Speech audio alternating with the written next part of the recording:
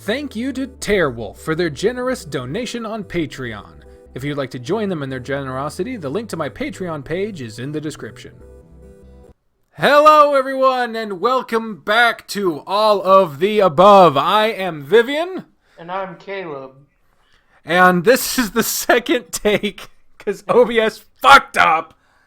Ah, damn it. We hadn't really gotten very far, fortunately. No, we were just shooting the shit, honestly. Yeah. We made brief mention to the fact that people are blaming 2020 on PewDiePie, because he said at the beginning of the year, let's make this the worst year ever, and it did. And the fact that a lot of the shit seemed to happen after we raided Area 51, so that's something. And then you asked how my back was doing, and I started talking about drywall.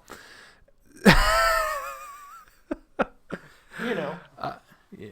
The short version of the story right. The short version of the story I was telling is that we put up some shelves made of recycled wood, and so I was up and around today, and my back is not killing me.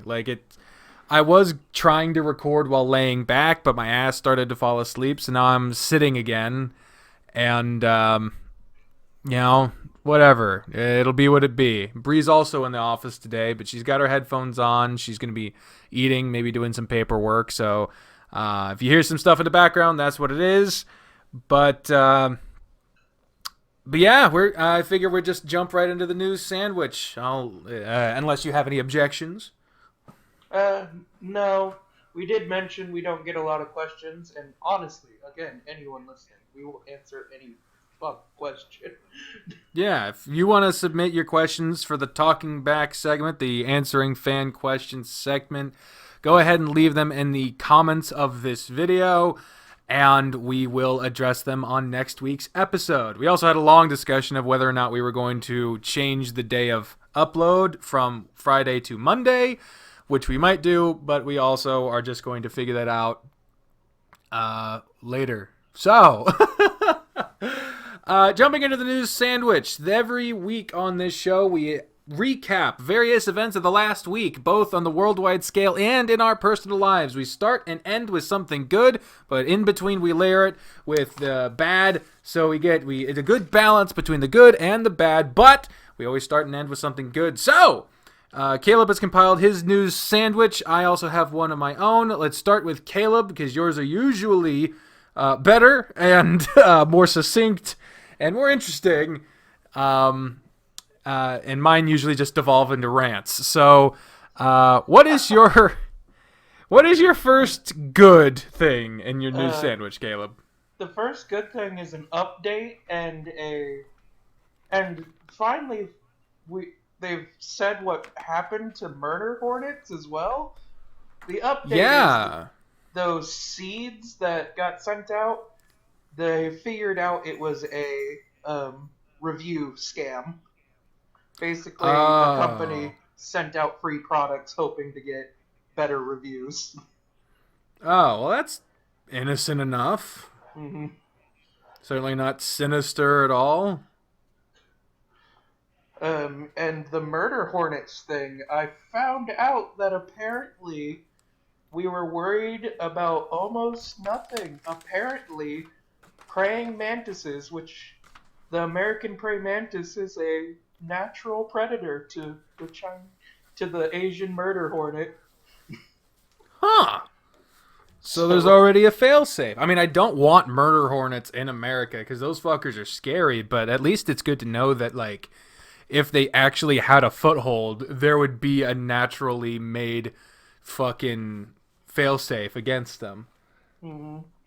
Go praying mantises. Jesus, who the fuck knew? Who the fuck would have known? Just next time you see one of those little bastards standing on concrete by themselves, give them big ups. Leave them alone. Give them a high five, a soft one. I've always had a good respect for a praying mantis ever since, I think, A Bug's Life.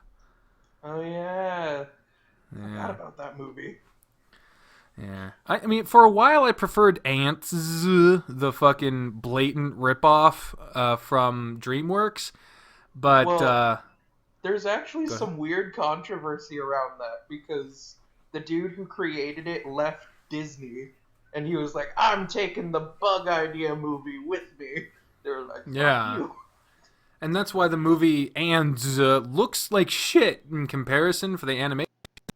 Rushing to get it out first because they wanted to make A Bug's Life look like the ripoff. But then you look at the overall quality and you're like, one of these looks like a movie and the other one looks like a fucking sandal you picked off of the beach.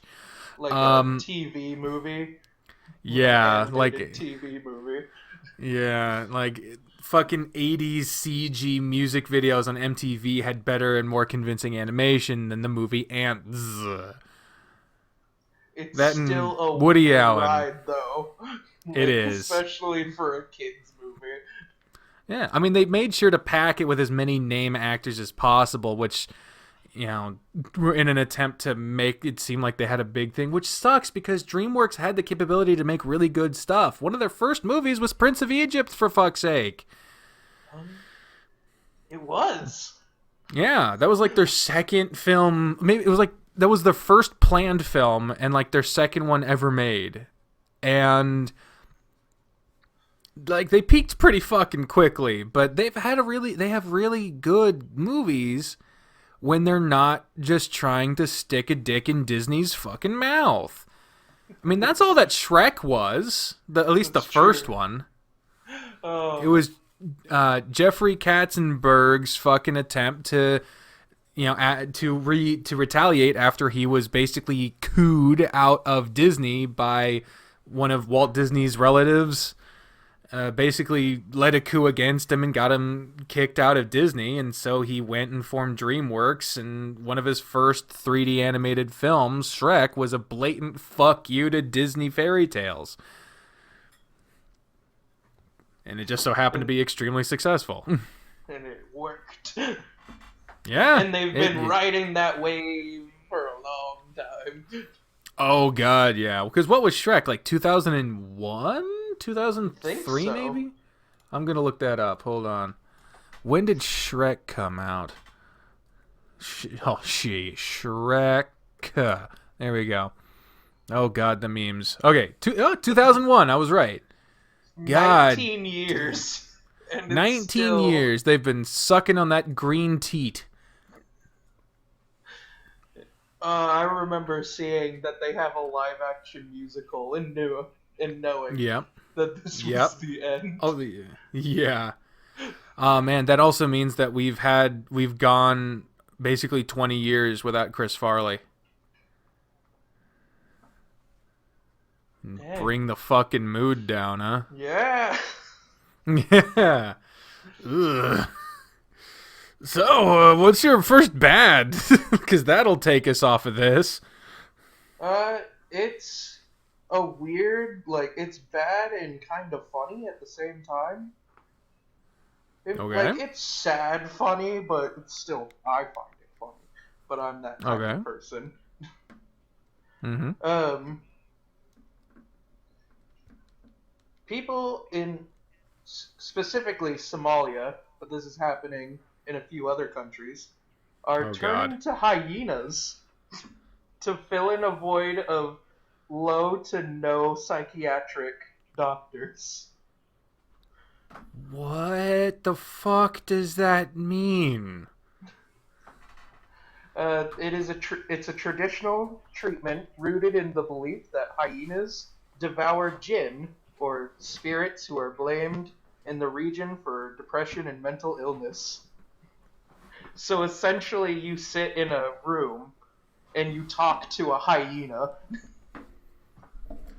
You know what? It sounds outlandish, but if you think about it, it's not that different to things like horse therapy.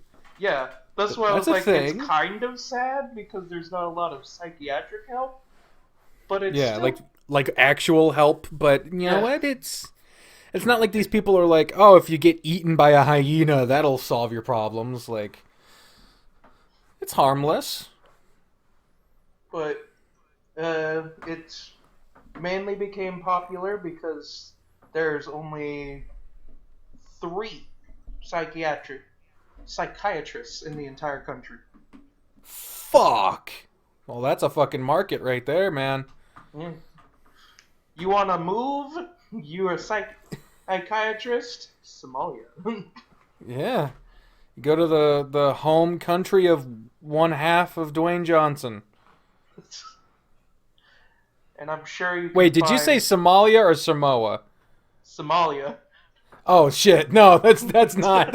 Oh no, that's shit. I'm sorry. No, Dwayne Johnson is Samoan and black. He's not Somalian. That was a fucking big oof. Big oof there. What's your first good to get me out of this hole? The first good. Or your second good. Sorry, your second good. Or the second good, and this one's just.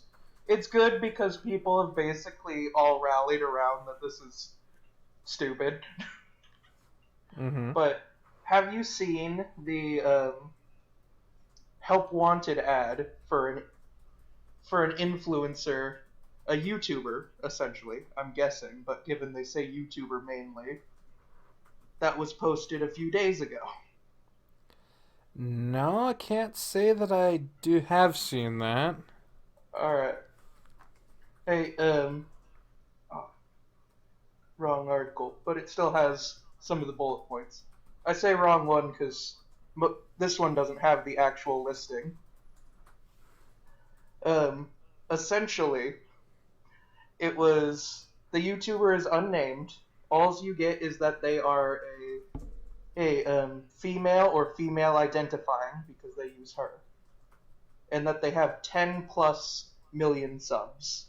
That's all we know about her, and people are trying to figure out who it is. They want them to feel comfortable planning and managing their calendar, be part-time, on property for 8 hours a day, cleaning, cooking, and communicating with their producer, videographer, editor, manager, stylist, cleaning service, other celebrities, and their friends. And $25 to $30 an hour, must be on call 24/7. What the fuck? They must research and prepare for all pre to post production activities, handle all personal tasks for their client, must be able to remain calm, rational, and hardworking at all times, and will have to answer your phone / be on call for 24/7. Keep all your emotions and personal lives away from them. Must be able to be the bad guy, remove emotion, handle intense conversations, bounce back instantly from any mistake without emotions. You must remain sober yet social and inviting in very high profile environments. What the You fuck? cannot take photos, post, or be or seem to be driven by fame. You have to manage, analyze, and report all their social media posts and performance, plan their schedules, wake them up with their schedules and a coffee every day. Constantly be letting in anyone unauthorized, maids, makeup artists, editors, etc., into the home or office. You have to schedule everything for them and then take them to that. And organize and pack and unpack them when they travel, and all other personal day-to-day tasks. As ideally, you have to live within 40 to 60 miles of LA, be fluent in English, and productive, again, while not being emotional. And you'll have minimal days off. Again, this is posted as part-time work.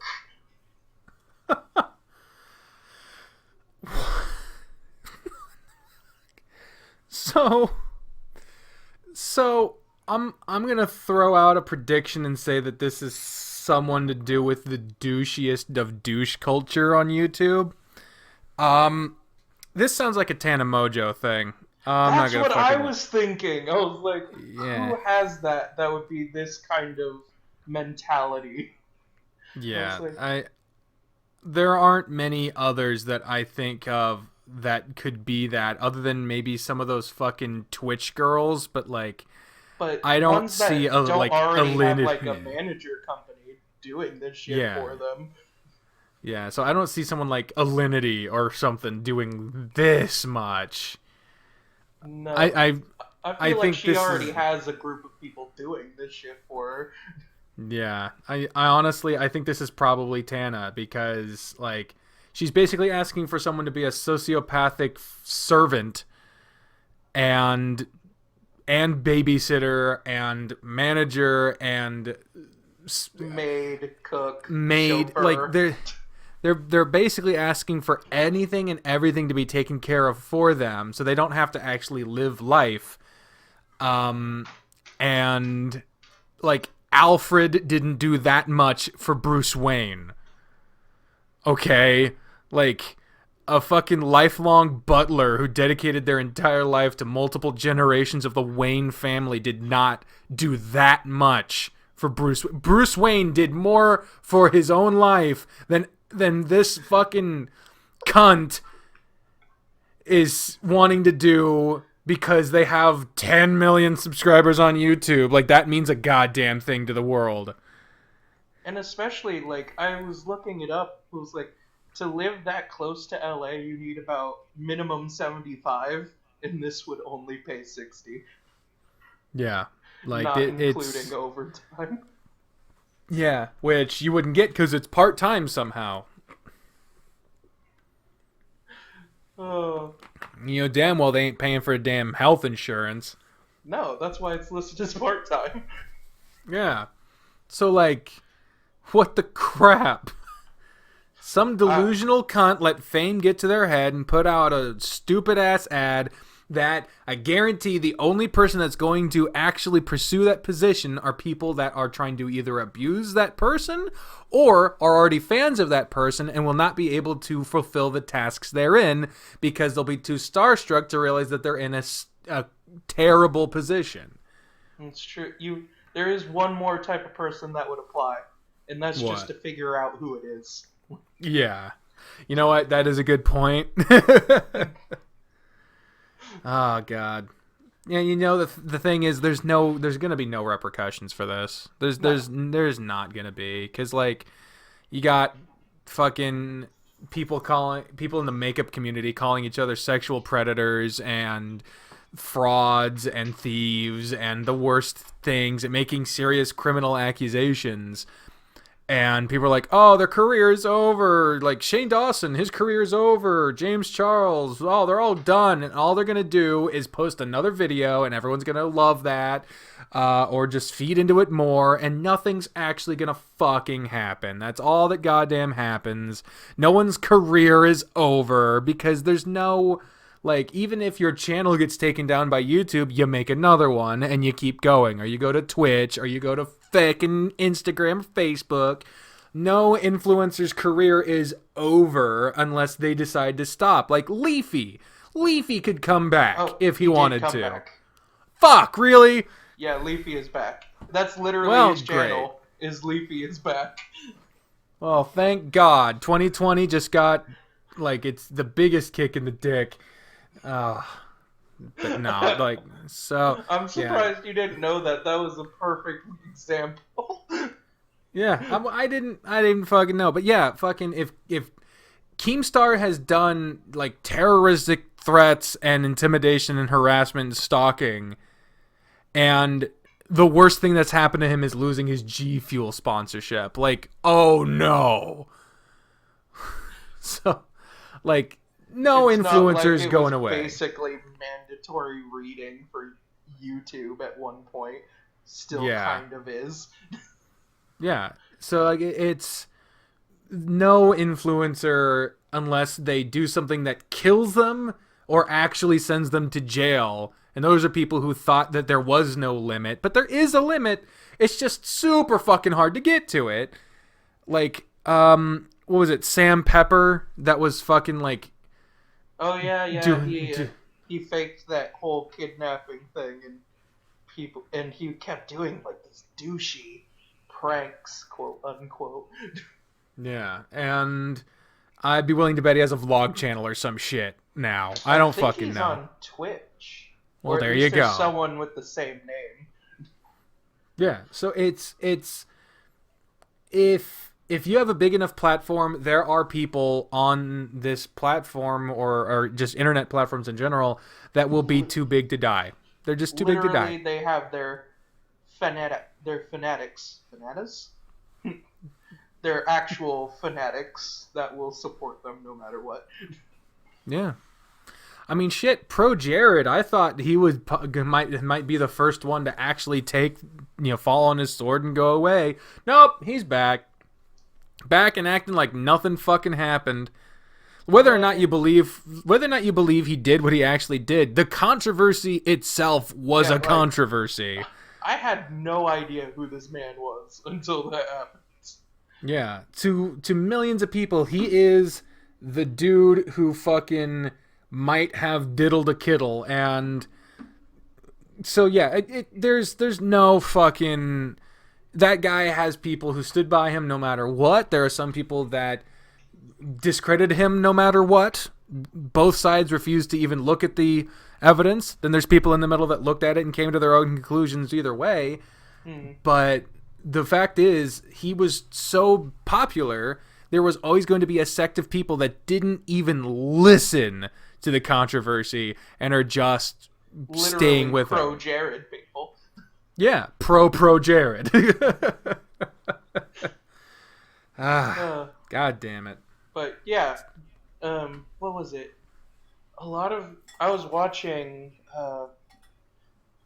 what was it? Unis Honest. They were looking for dead channels, and they were legitimately having hard times finding people who actually died. Yeah, and yeah. I think the only one recently would be Jenna Marbles.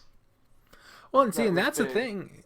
Yeah, and Jenna Marbles isn't even a dead channel. It's just someone who's taking a break.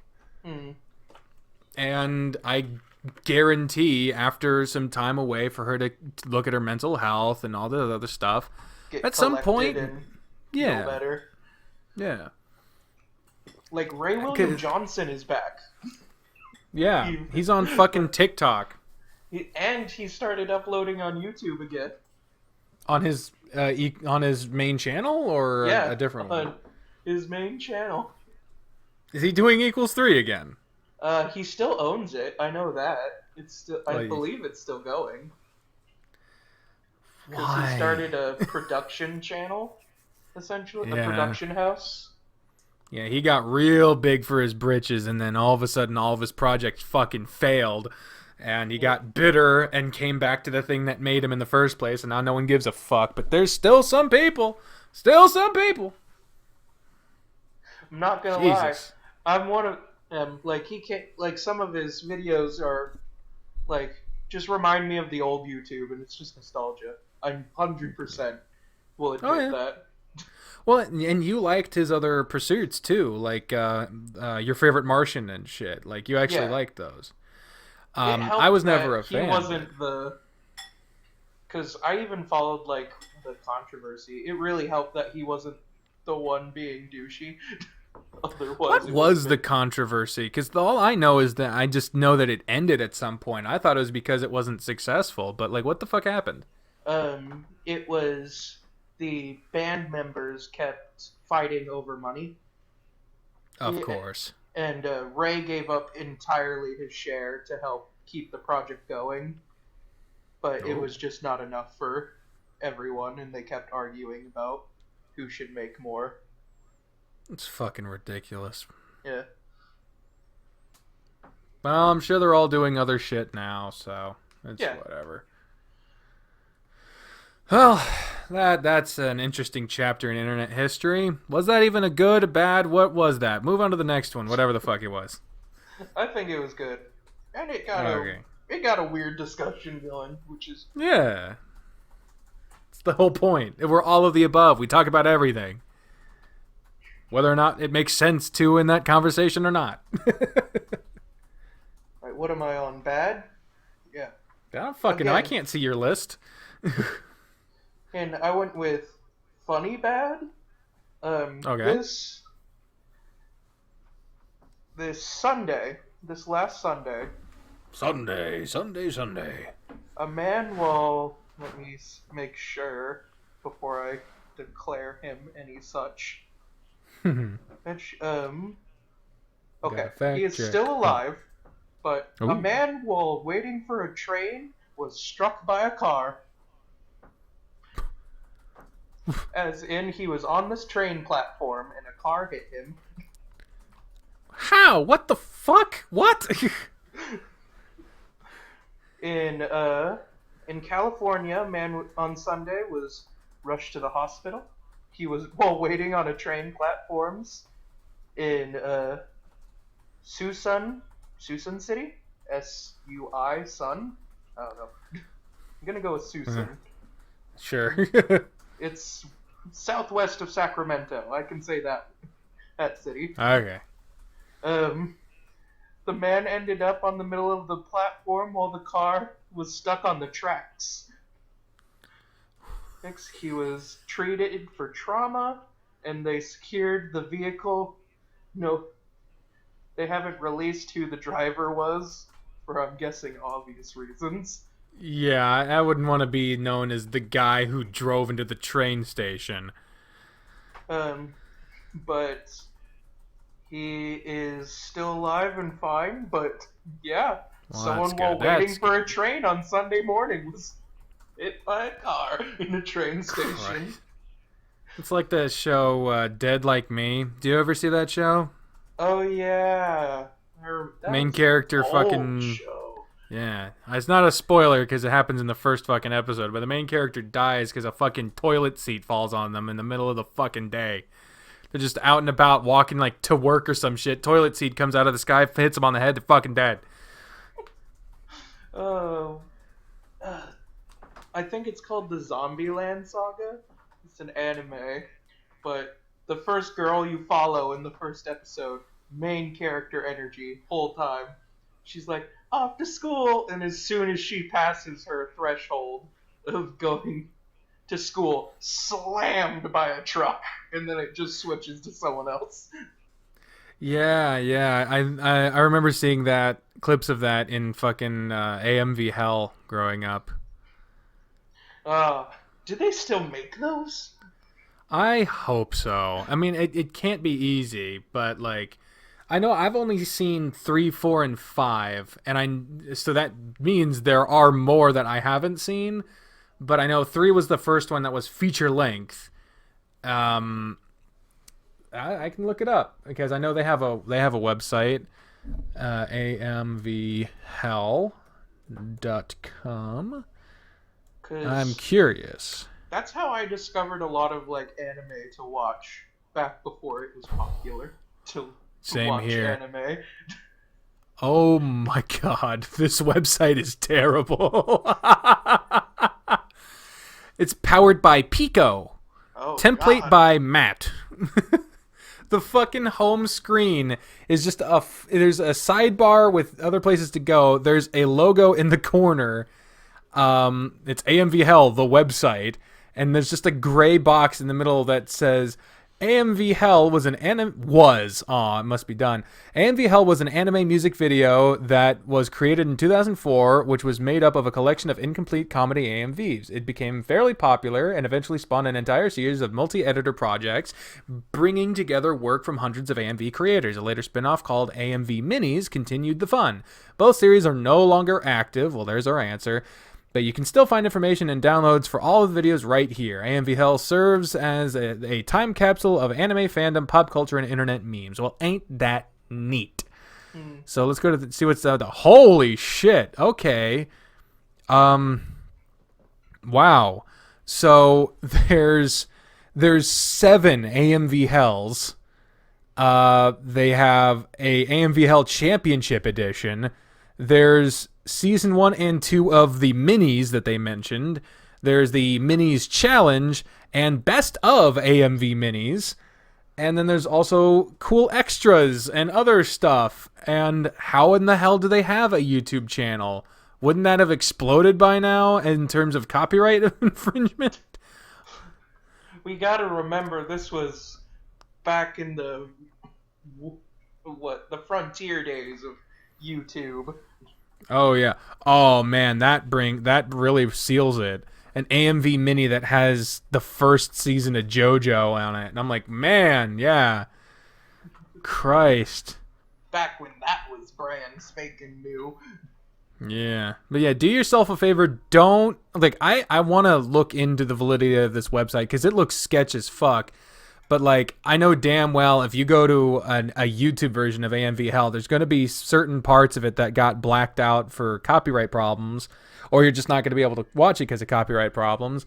So if you want to watch it in its entirety, it is 18 plus, a few of them. So ask your mom if you're allowed to see some titties. But yeah, it's... If they're watching your programming, there's a good chance that can. Yeah. Oh, apparently there was some there was some interesting stuff here. AMV Hell 0 and AMV Hell /0. There's no links for those. I don't know what those were, but there's a little disclaimer here that says, quote, I will no longer be providing links to these. As I have gotten older, I have come to realize that some of the content in these 2 videos was truly reprehensible, and I don't want to continue spreading that any further. That just makes me want to look. No. Yeah, like, I want to know what the fuck. Like, but I'm imagining it's like gore. Maybe. Like, I remember in AMV Hell 3, there were people screaming, like, Heil Hitler and shit, which is not the whole thing, mind you. I don't want to color it. There was, like, 1 or 2 that made Hitler jokes, but, like, it's what happens when you have multiple people making... Yeah. Oh, they still have the fucking... they still have the links showing all the different clips in AMV Hell 0 and /0. So I wonder what the fuck that is about. I mean, you probably can find it somewhere, but somewhere buried in the archives. Yeah. Well, it does make me 4chan or Reddit and ask. I'm sure someone will link it to you. There's probably entire fucking some of the I can see why. Okay, yeah, there's the Okay, I'm gonna get off this website. I gotta get off this website because I'm just gonna keep fucking watching it. But there's one where the audio has just been labeled as racial epithets, and it's put over Dragon Ball Z. What? I'm gonna put this website away. I don't want this just to turn into what the That's fuck? for later. That's gonna be for private times in an incognito browser. That's what that's gonna be for. My FBI agent would be so ashamed. Oh man. So what's the what's your next your next good? I think you're on the next good.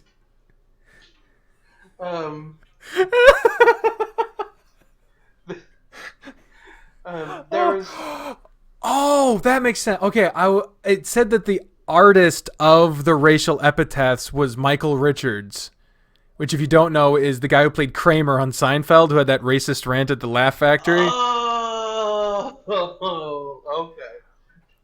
So, what? Sorry. Go. What's your next good, man? Okay. If you did not know, and this is probably this is just hilarious. Apparently, there was a crime wave in the town of Zellendorf, Germany, as hundreds of pairs of shoes started to go missing.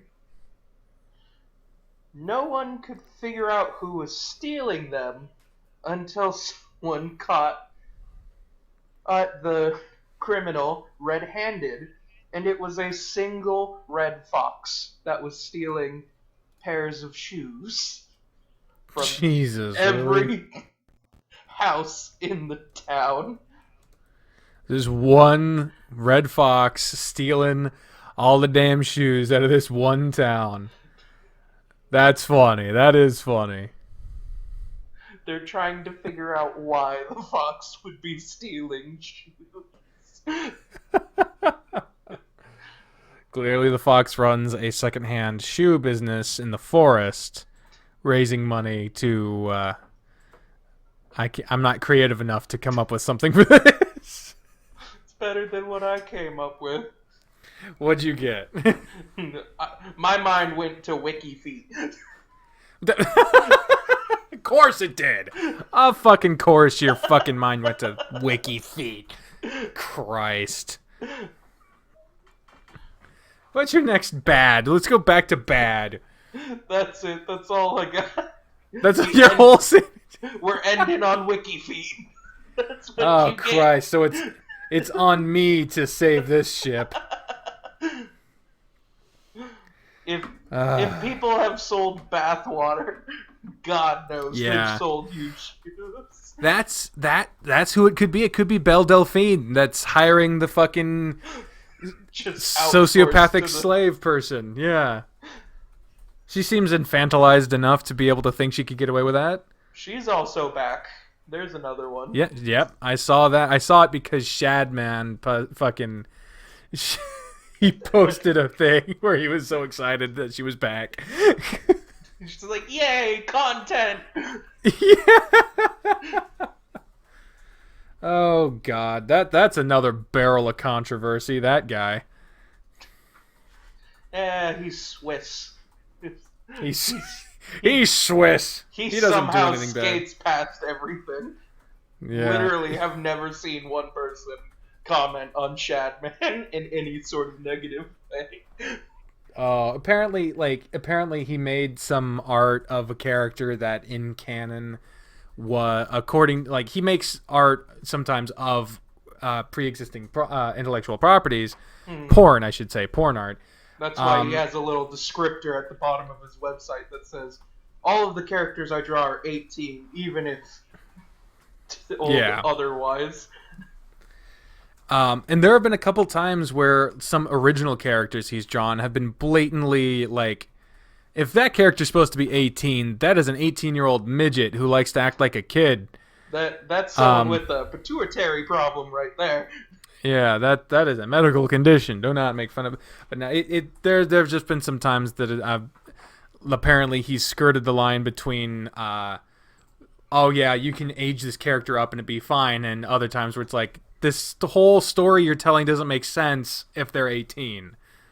So like that's how you know you've been reading too much into a person's porn work, is that you can tell from the stories they're telling. The narrative structure of this particular work does not make sense with the context of the artist. I like the art, but you gotta work on your storytelling. The direction of this film is just absolutely like, how does a person fuck on a fridge? That doesn't make, you know what? It doesn't make sense. Earlier on, she said she was cold, and you're going to put her bare ass against a cold-ass fridge, and she's just going to be fine with that? Narrative consistency, this character's integrity has been compromised.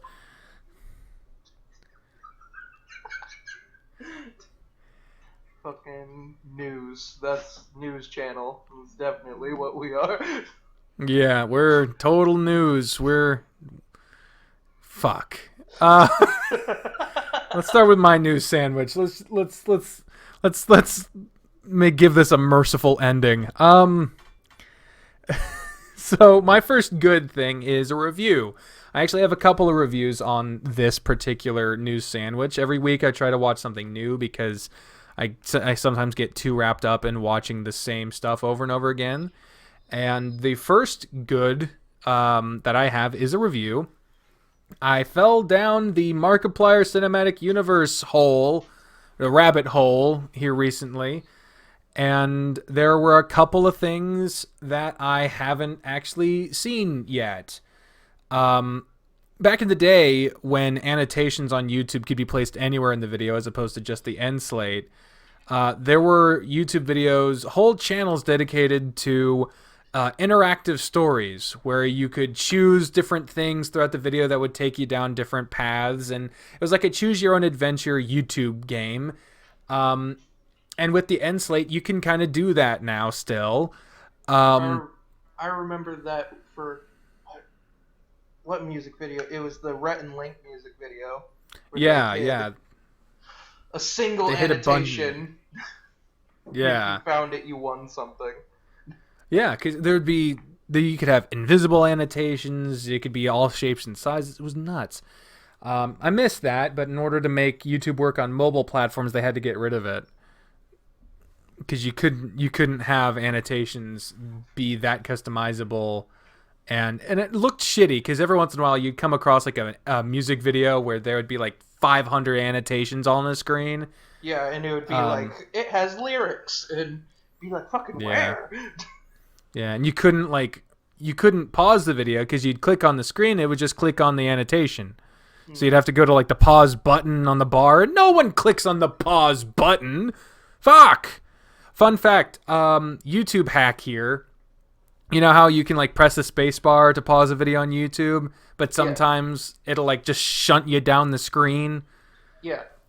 That's because you haven't activated the media element on the screen. If you click on the YouTube video to pause it and don't click away, you can press spacebar and it'll work totally fine. But if you don't want to fuck with any of that mess and you just want to be able to pause it right then and there, and whether you've clicked on it or not, you can press the letter K on your keyboard, and whether you've clicked on that video or not, as long as you're on the YouTube page, it will pause the YouTube video without shoving you down the screen. So that's a thing. That's something that's good to know. But no, my first good. Markiplier has all these different characters, and they're really cool and interesting, and he's told this story out of order over a long period of time. Whether you like the story being told will depend entirely on whether or not you find Markiplier funny or interesting. And I've wavered over the years, but like I said, I fell down the rabbit hole, and one of the things that I found was a heist with Markiplier.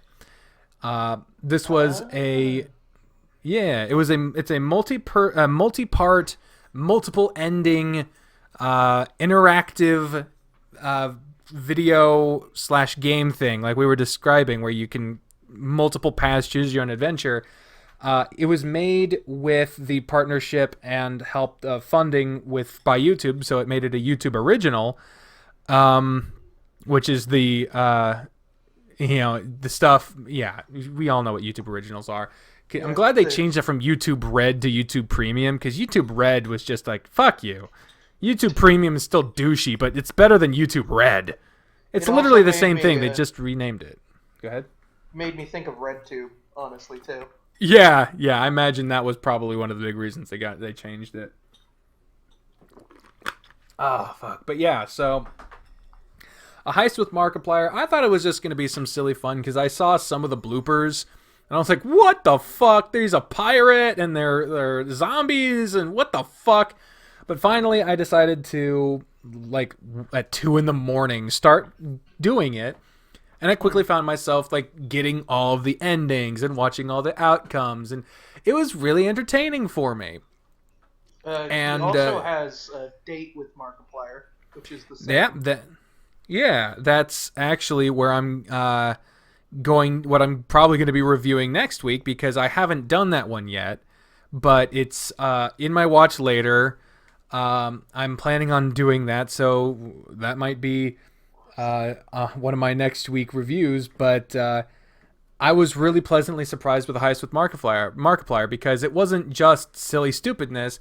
It actually did play into the greater Markiplier cinematic universe. He doesn't call it that. It's a joke made by the audience, but the ongoing storyline of all the characters that had been going on for a while. It really kicked off with a miniseries he did called "Who Killed Markiplier," which was extremely well done, really well done. The audience was a camera, it was a first person perspective thing, really cool. And then there was the Wharf Stash show for Wilford, a short while. Wilford Mother Loving War Stash that explored how he got to that point. There's a bunch of Wharf Stash mini episodes, like interviews. They also did one exploring. It's called Damien. That one goes into one of the other characters, and then Markiplier TV, that also goes along with it.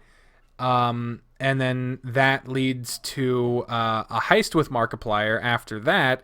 And then after a Heist with Markiplier, in the line of succession, is a Date with Markiplier. Apparently that is the last addition into it, possibly.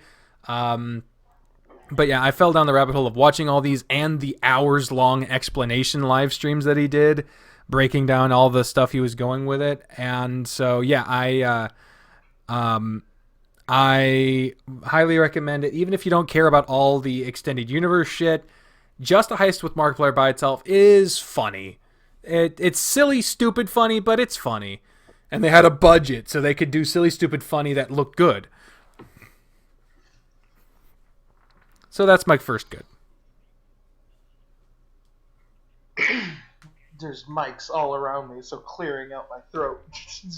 Oh God, which way do I lead? My first bad. Oh, go ahead. I fell down that same hole of, but I'm doing it with Unis Honest now. Yeah, you only got a certain amount of time at this point. Because the whole thing with that, and I wrote it off, like, when I saw the announcement video, I thought it was kind of cheaply made, the announcement video, and I was like, it really looked on the surface like a weird gimmick. I didn't think much about it, and it kind of looked like just an excuse to almost put anus in a fucking title. Yeah. Obviously, it's honest because there's two N's, but anus, Yeah. But, and I know that probably the fucking virus put a lot of scampers in their plans for that, but on the surface, it just looks like the Mark and Ethan just having a fucking blast. Yeah. And I'm down with that. I saw it as I felt like these two were we live really nearby, but we don't really hang out. How can we figure out a way? Yeah, and so I'll. But I'm with you. It's At definitely the very beginning, I assumed it was going to be like the more pretentious art PC type videos he does, and I was like, nah.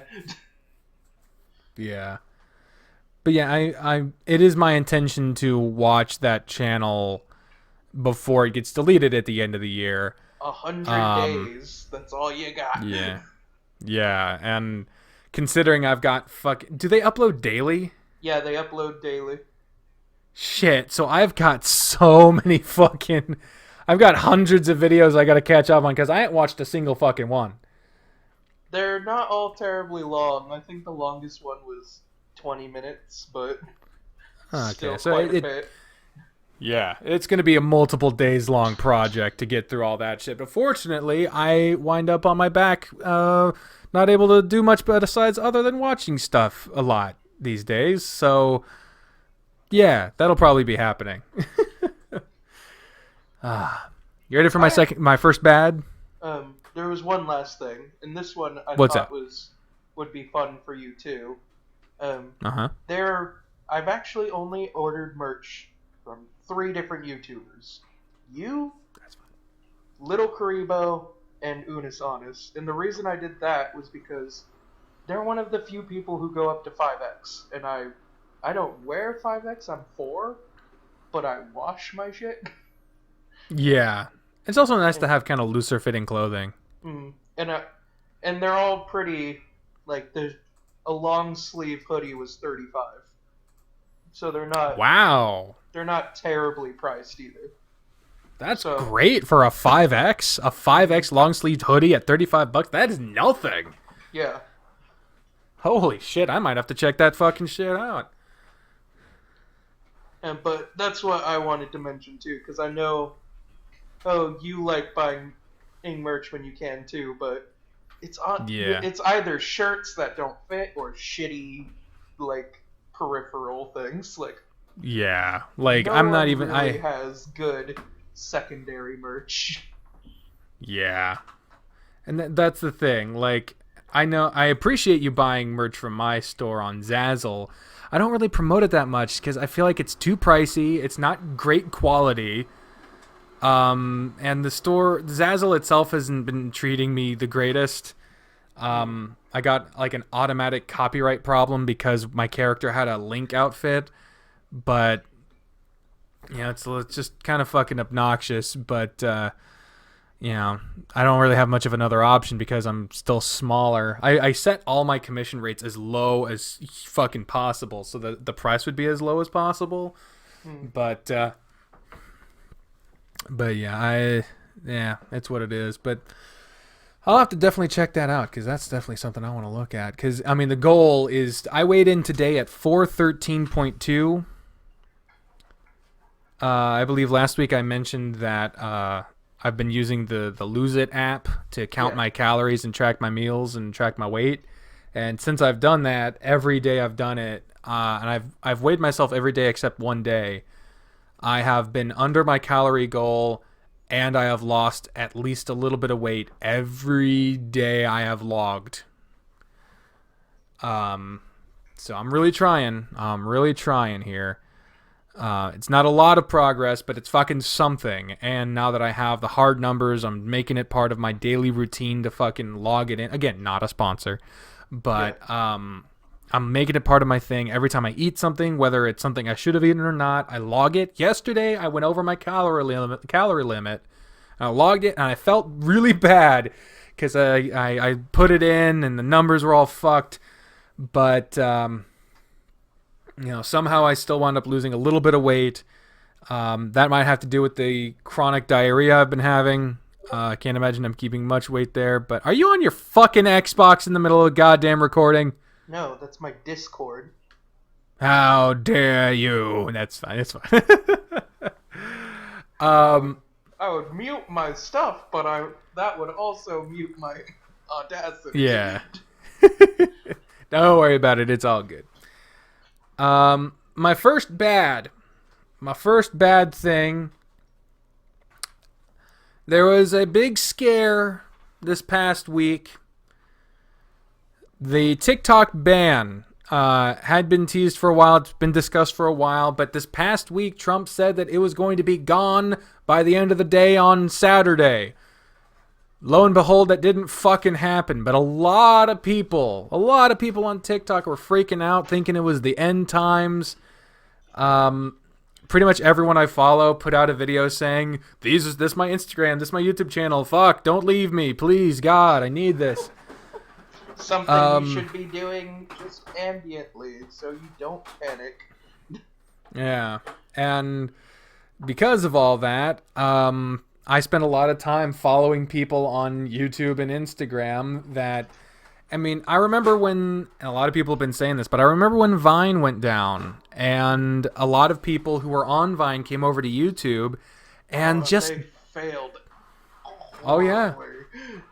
Yeah, you know, there are a few success stories from Viners going to YouTube, but usually those success stories are people who made financial success but terrible content. And like obviously the Paul brothers, those were Viners. They were Viners, but they're really successful YouTubers. Yeah, they started on Vine, man. Those Remember the Vine feature-length movie that was scheduled to come out? I did not know about that. It was a thing. I think WB picked it up. Wow, really? WB coming out of nowhere to fucking... Ugh. Remember that FNAF movie? The FNAF movie was supposed to happen? Have you heard anything about that? A little bit, actually. Because I try to keep track of stuff like that. Because I'm always kind of hopeful. Like, I didn't find the Warcraft movie too bad. Unlike other people. But I'm always vaguely hopeful on these type things. So I keep track of FNAF and Metro were the two that I'm wanting to see. And they have the rights and they're trying to figure it out, but due to this COVID thing, schedules got pushed back 2 years. Like, we're not gonna get a new released movie in America for a year. Damn. It's bad. Hollywood's going bankrupt, so are our movie theaters, and it's just watching people flail and burn. It's weird and funny and a little sad. Yeah, I was gonna say it's a little cathartic. Watching all of these holier than thou people. Yeah, because I mean, they commodified entertainment so much that they turned it into a treadmill, and I'm so exhausted by constant consumerism being involved in every facet of life that seeing sports having to buddy up to a corrupt Cheeto in the White House in order to try to come back early, like seeing these fuckers being desperate is cathartic in a way, but at the same time, the fact that they're getting away with it and getting more people sick and stuff is more infuriating because they're getting away with this petty bullshit. And just so many people finally seeing past the rose-colored glasses on entitled celebrities. Oh yeah, I got a bit about entitled celebrities later down the list. Trust you me. So before we I'm gonna get to it. It's one of my bads. I was remembering one that blew up, and I was like, he said he's gonna get to it. I'll interject that at the end. Oh, yeah. I don't know if we're talking about the same thing, but if I don't address it, but it's the same line. Like, yeah, you'll be able to bring it up. I'm not gonna stop you from doing that. But anyway, let's go to my next good. I wanted to just talk about how good of a day I had on Monday. Like, honestly, I got up and I still had back pain, but it wasn't prohibitive almost at all. And I was able to get up and I went to the store. I cooked dinner that night. I made steak. And I haven't had steak in my life for a long time. But I have come to really love it, and especially when made by Bri. But Bri was having a day where she really couldn't. She was having a bad health day. Like, her back was really bad, her legs were really bad, and she was just exhausted. And so, fortunately, we came up with this thing. I went to the store. I also did dishes. I went to the store and picked up some stuff, and one of the things I picked up was steak.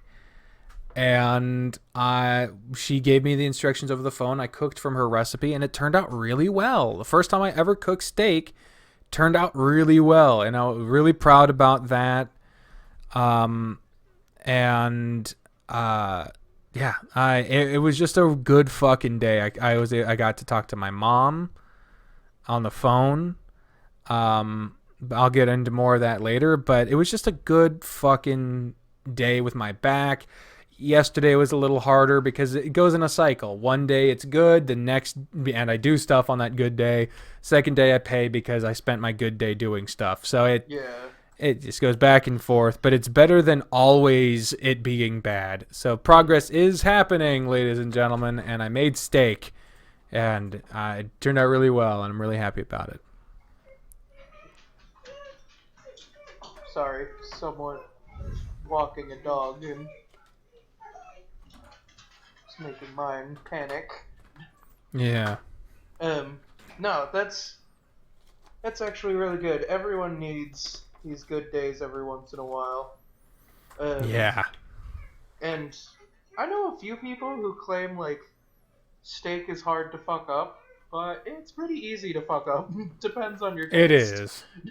It is easy to fuck up, because, like, if you cook it too hot, if you leave it out, it's something that you can get right well if you just pay attention to it, but the illusion of easiness of surrounding steak can lead one to thinking that you can just put it there and ignore it and then it'll be done. Like you could just it's like a microwave mentality about it, but that it doesn't work. It doesn't work if you do that. You got to stay there and you got to, watch it, baste it if you can. That's one thing that I saw on a YouTube video or something. Basting it. It was really nice. Like, or depending on who you're feeding it to, like, my family, my sister likes her slow cooked medium rare. Mom likes flash fried. I had gooey in the middle. Yeah. And everyone has their own, and then they all want it at the same time, so you just gotta figure out how to... Yeah, so getting it specific like that is tough, and I have no fucking clue how to do that. So I'm just glad the one time I did it, it didn't go badly, because I've got this real big fear about, like, making something and it going poorly. Yeah. And because of that, it makes me real worried about, like, about trying new recipes or whatever, because if it goes badly, then I wasted resources. You won't be as bad as me, I promise you. Oh yeah? My worst is I lit my kitchen on fire while making General Tso's chicken. Holy shit. Yeah, I haven't gone that far. Had to replace the microwave. The fire Damn. had to come out. Oh, that sucks.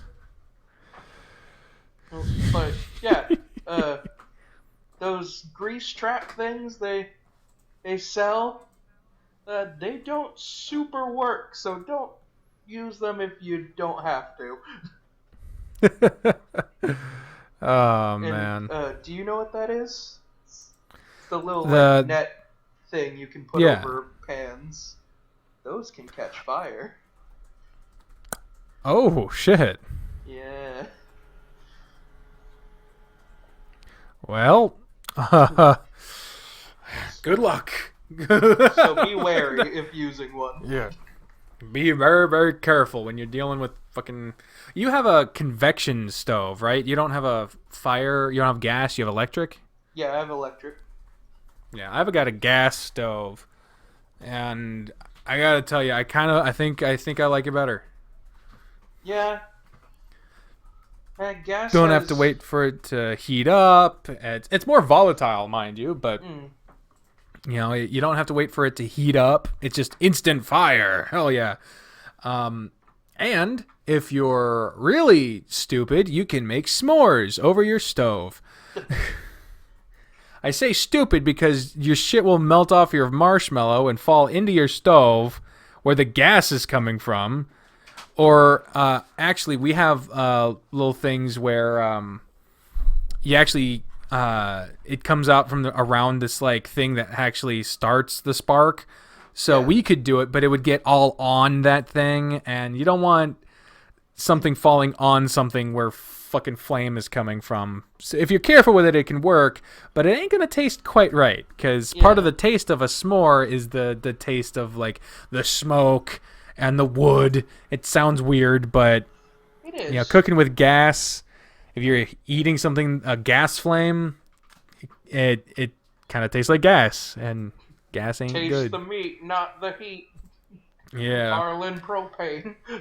Yeah, that it's actually kind of along with the lines of that. My neighbor gave us a grill. Oh, so now you're grilling. Well, no, we're not now. We're not grilling now, but the steak I made was in a pan on the stove. But he last night he got another stove from his brother, so he gave us his old one, and it's actually a pretty good one. We didn't get a tank, so we got to get a tank, and the electric starter. We got to change the battery on that, but other than cleaning it, getting the accessories and a cover for it, it's a good fucking grill. I mean, so it's just cool that we have a fucking grill now, isn't it? Yeah. You have a grill. I ain't never seen you use it, but I know you have one. Yeah, I generally use it in the summer, obviously. Yeah. But it took a while because my mother has a crippling fear of propane. That's fair. And the story behind that is kind of hilarious. It's no one got hurt, so it's hilarious kind of way. Okay. Down in Texas, your heating can come from a propane tank. So your house is heated through propane. And her friend heater fucked up. And while they were gone, filled the entire house with gas. Oh no. And upon opening the door, where something sparked and launched both of them onto their ass. Oh my god! Fire. Holy shit! So I also have a charcoal grill, and she'll use that one. But the one we mainly use, I have to use, and she refuses to be on the same side of the house when I'm using it. Paranoia in and of itself isn't a great thing to encourage, but at least that one makes sense. Yeah. Jesus Christ. I showed her that I know how to take care of the tank, which there are proper procedures to your tank maintenance, which you should also look into. Oh, definitely. And anyone who has one and who hasn't, you should very much do that. Yeah, I have volatile lost substance. Eyebrows from both the charcoal and my propane. Because I did not look how to properly grill. Oh, shit. Yeah. Did I not tell you that's the reason my eyebrows are uneven? No, I didn't know that. Yep. If you ever meet me in person, you might notice that the outside of my eyebrows are much thinner than the inside. Wow. And that is because at one point, well, 2 times, I have been grilling improperly, and then I looked directly down at the grill to try to figure out what's happening and why something isn't starting. And I lost a good 2 inches of bangs. Oh my god. And probably 80% of my eyebrows. Fuck. So, at that point, you just gotta shave it all off and start anew. Oh, yeah. I just thought it was because you... Go ahead. Thankfully, that's when I could do buzz cuts and not look like a jackass. Yeah. Man, I thought it was just because you have kind of a fairer color of hair. Like, your hair is brown, but it's not like a deep brown. Yeah. It's kind of lighter. And so I just thought you just had light hair on your eyebrows. Oh, shit. Nope. They just got burned off twice. Damn. Let's go on to my second bad here. In Indiana, a school opened with their idea of safety measures in place, social distancing, masks, what have you. Within hours, they had to close down again. Had to quarantine everyone because a fuck ton of people got infected. Like, immediately. Yeah.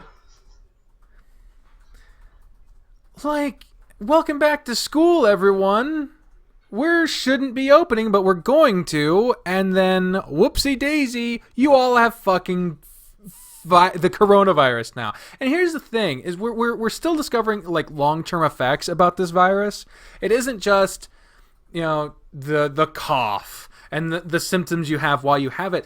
There are long-term effects you can get from having coronavirus, even asymptomatically. You might have had it and not known it, and you might have passed it on to someone else or just gotten over it. Long-term effects, such the weakening of the heart and lungs, is one of the long-term effects associated with the coronavirus. I think anosmia is also one that's starting anosmia? It's the loss of smell. Oh. Yeah, I know one of the symptoms is a loss of being able to taste, but I feel like that would come back at some point. The loss of smell, damn. Because they were... Fuck. Because they're starting to train dogs to be able to sniff it out, but they're not sure if dogs can get it, and then if they lose their sense of smell. Oh, it's fuck. Kind of, we just threw a lot of money at this dog for it to be useless now. Yeah. And that's the scary thing, is that these kids will have to then grow up with weak hearts and lungs because politicians, while they were kids, decided that their lives, a certain percent, what Betsy DeVos said, a small percentage of kids are going to die from the virus. Like, okay, so that small percentage, which isn't a small amount, mind you, is fine, according to them.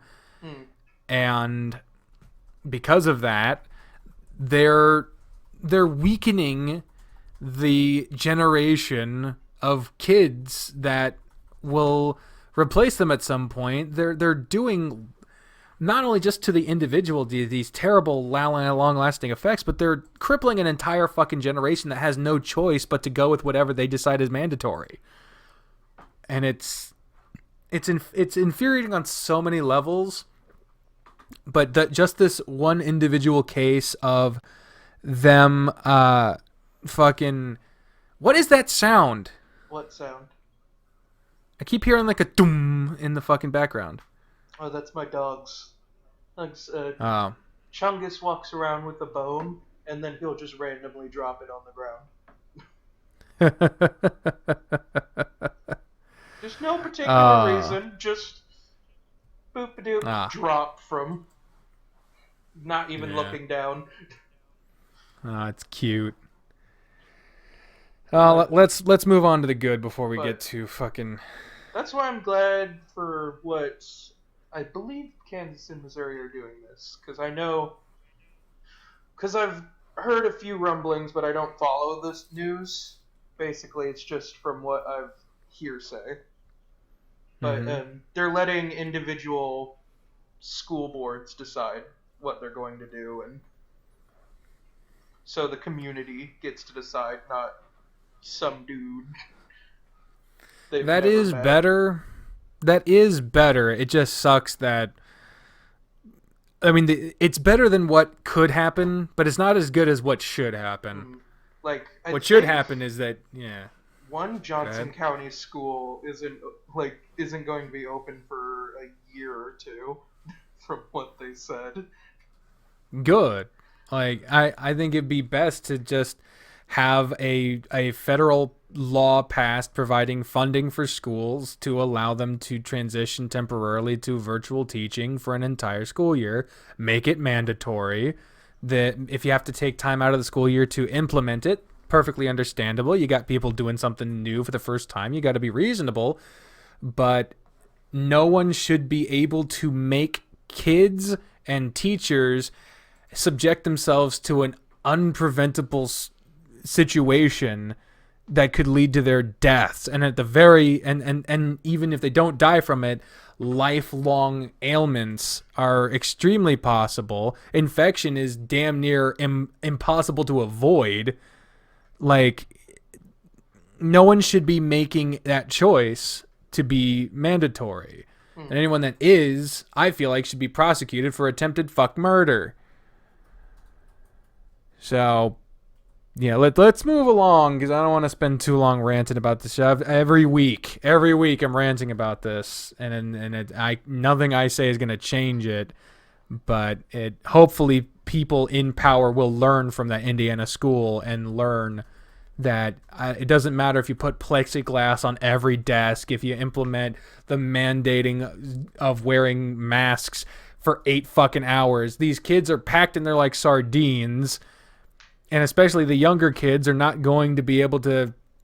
They don't understand the severity of it all. Oh yeah, they're just children. I have a family member in childcare, and she's like, the amount of kids that have tried to trade masks with each other when their parents are at work is staggering.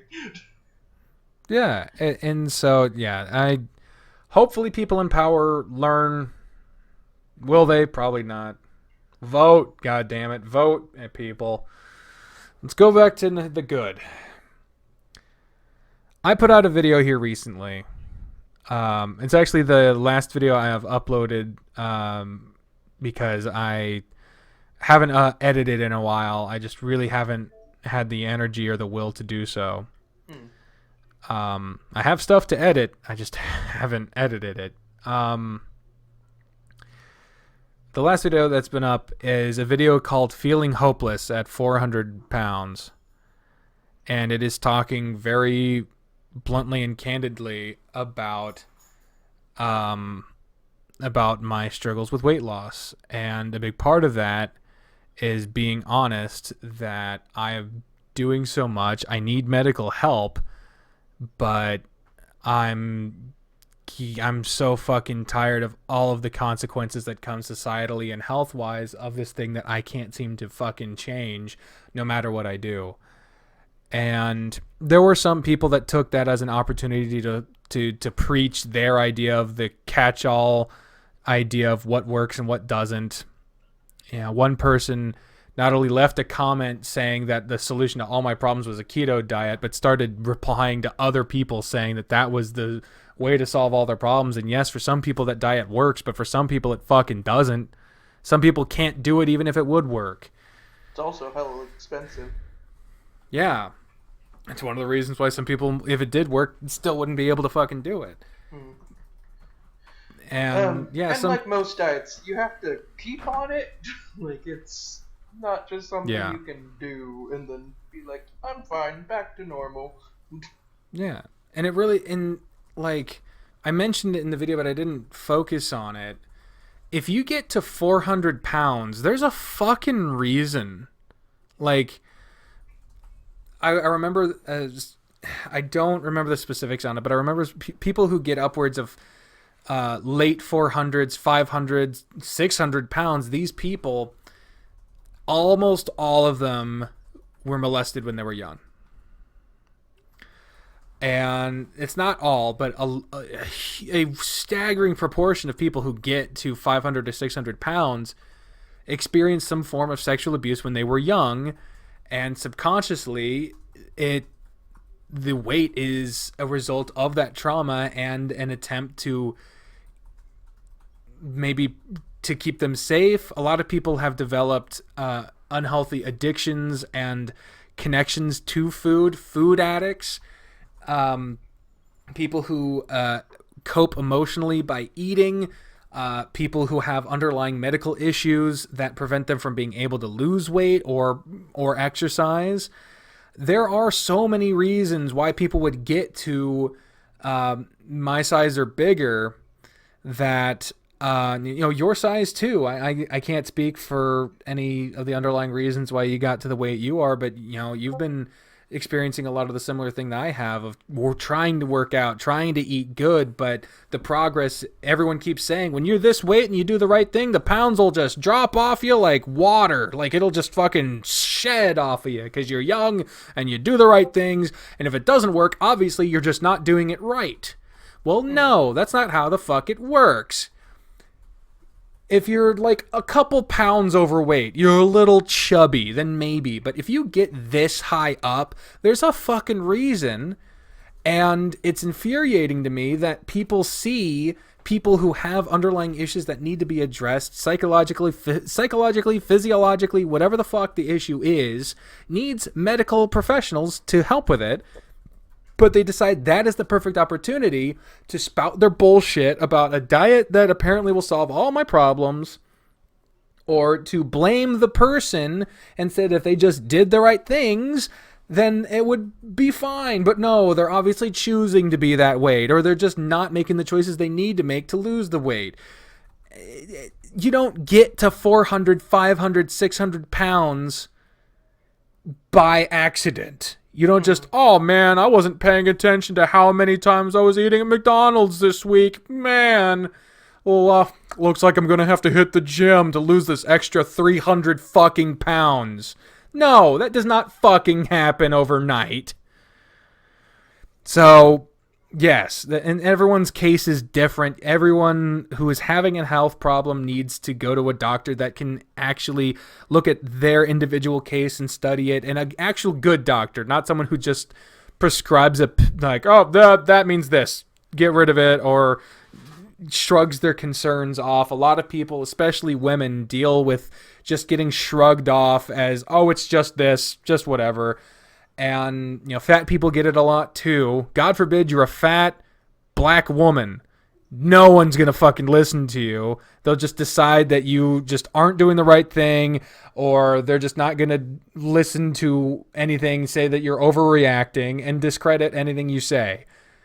Because people of color, overweight people, and women, all these people experience a severe lack of empathy from a staggering amount of medical professionals who just think if you do the right things and you listen to my instructions, it'll work. And if it doesn't, you're fucking it up. And so, yeah, I'm so fucking tired of it. But the reason this is on a good is that it felt really good to try to communicate some of these frustrations, to try to let it out, to try to tell people how I'm feeling. And more people than I expected actually watched it. Because usually when I put out a video that isn't a visual novel, it is lucky to get 100 views. But more people than I thought would have given a shit gave a shit. They watched it. They commented. They expressed their support. They voiced their concern. They reached out to me. I had multiple people reach out to me in messages saying that they saw my video and I don't know if this will help, but I have, this worked for me, or I hope, or even if they didn't have tips, they were just like, I hope things get better. And just people being very supportive and understanding. And right now, that video is sitting at over 300 views, which is incredibly good for a video that is not a visual novel. Yeah, 333 views, which, like I said, I didn't make it for the fucking views, but like, that amount of people expressing support for something that by and large I get treated like is my fault, or that I'm the problem, or if I just did the right thing. Like, there's so much fucking guilt associated with it that people put on me that I don't fucking deserve, but people put that guilt on me.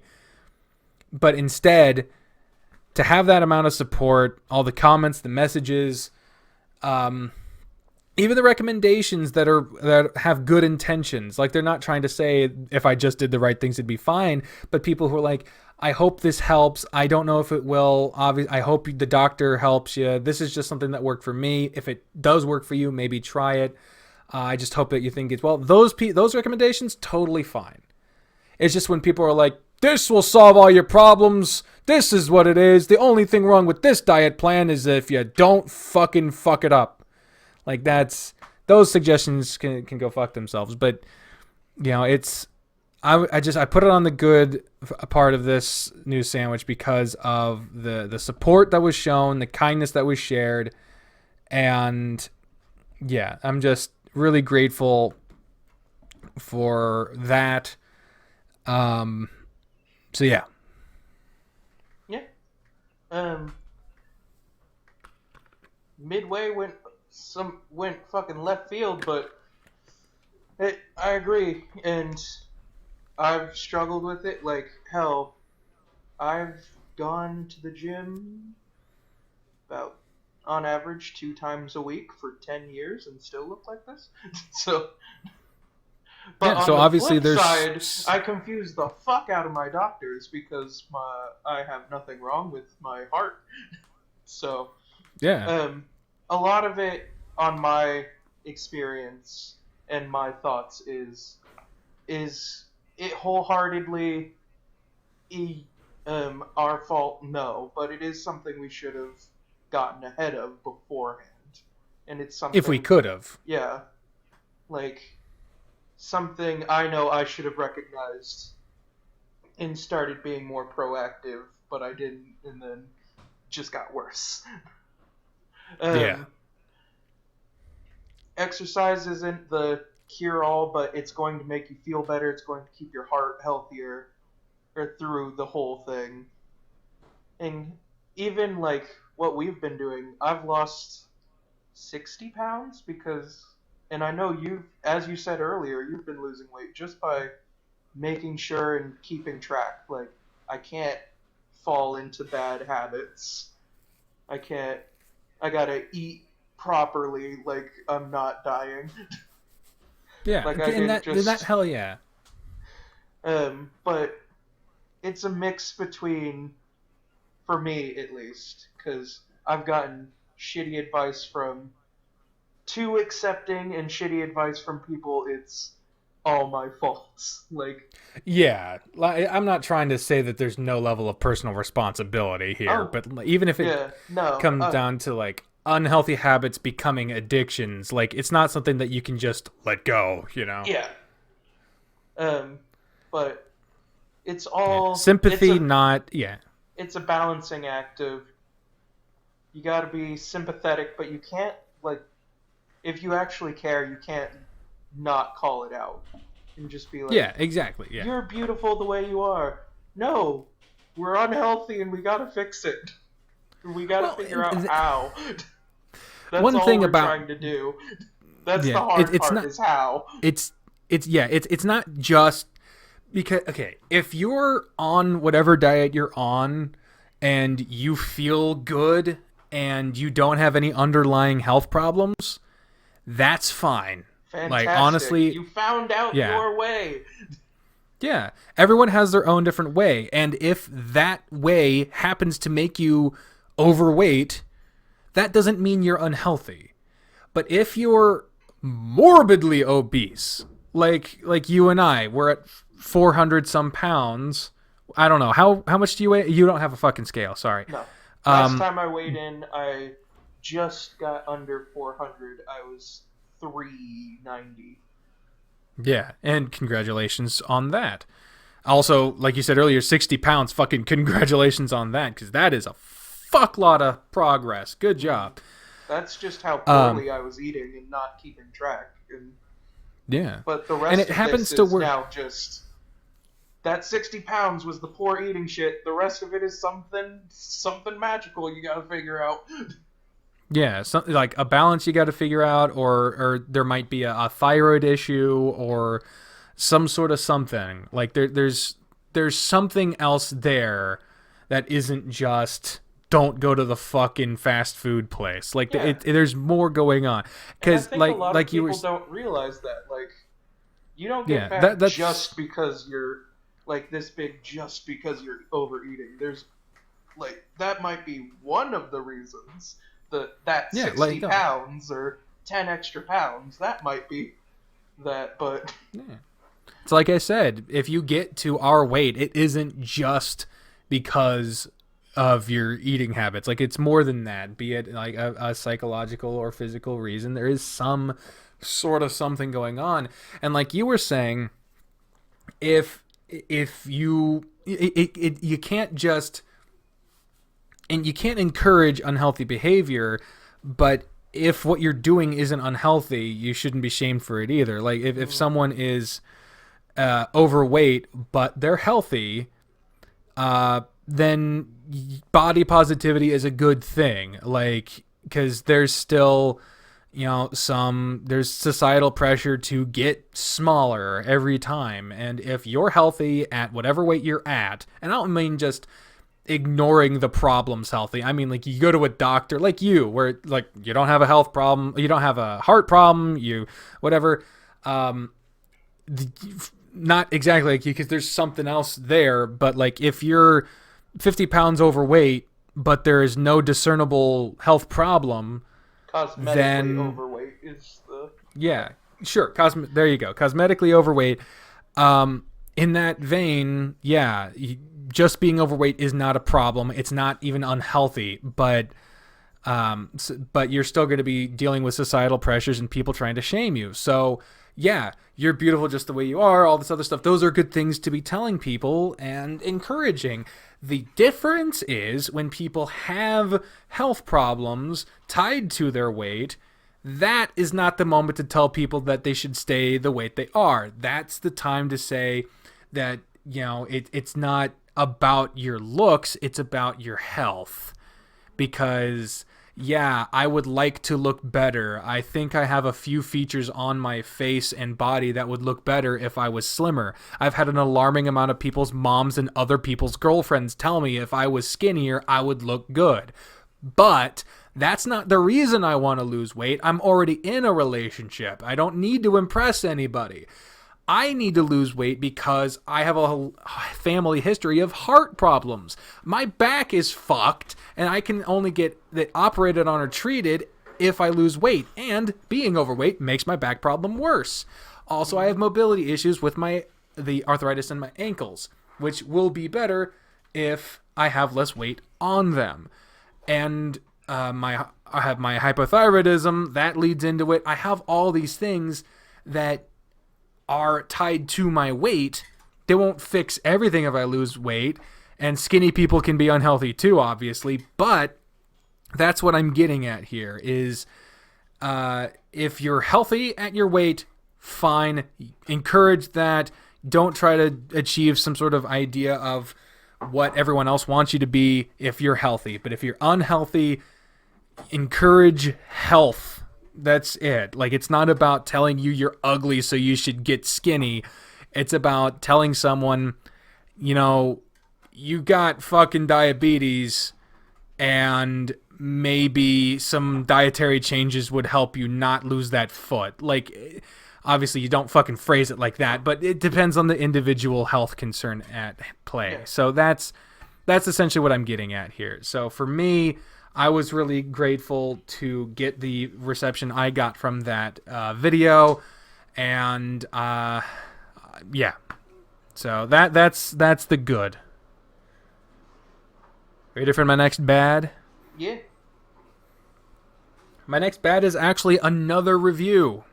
I got 2 of them this time, god damn it. Obviously one not as good as the other. Yeah, I watched 2 new things of note, one of which I liked, the other of which I did not. But I gave it a good chance. The thing I did not like, I don't like that I don't like it.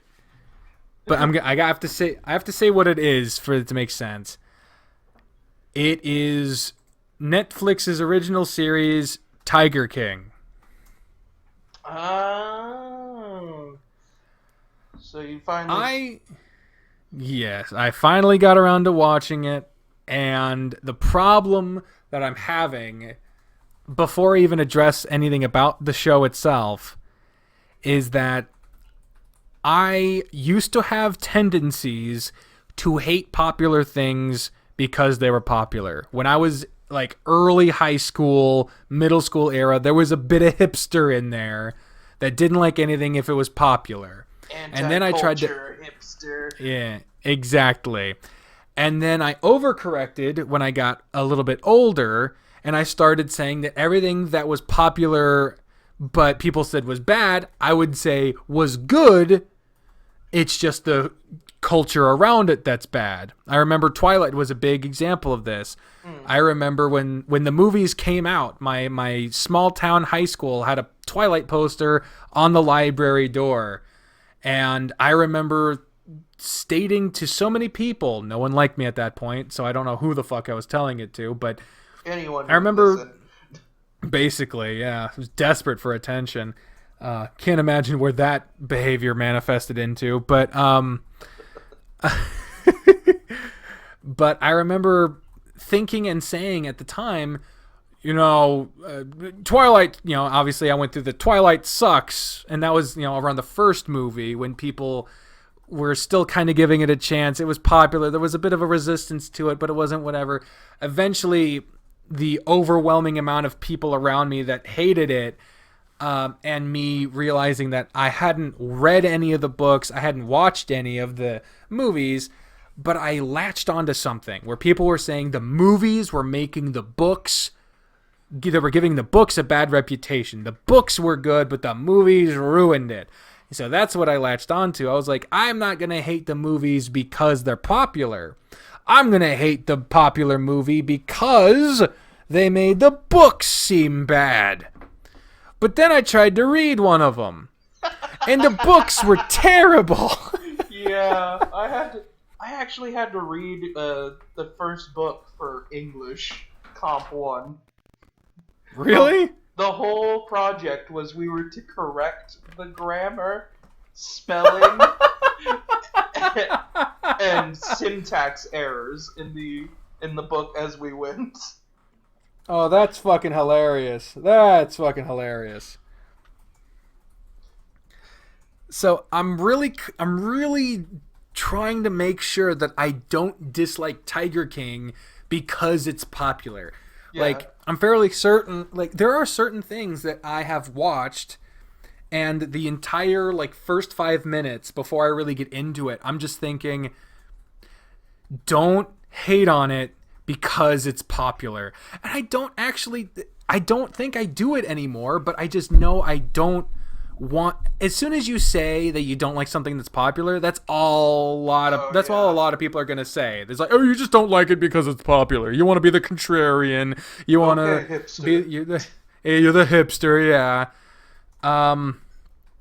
And that has also led me to being scared of investing in popular culture at times.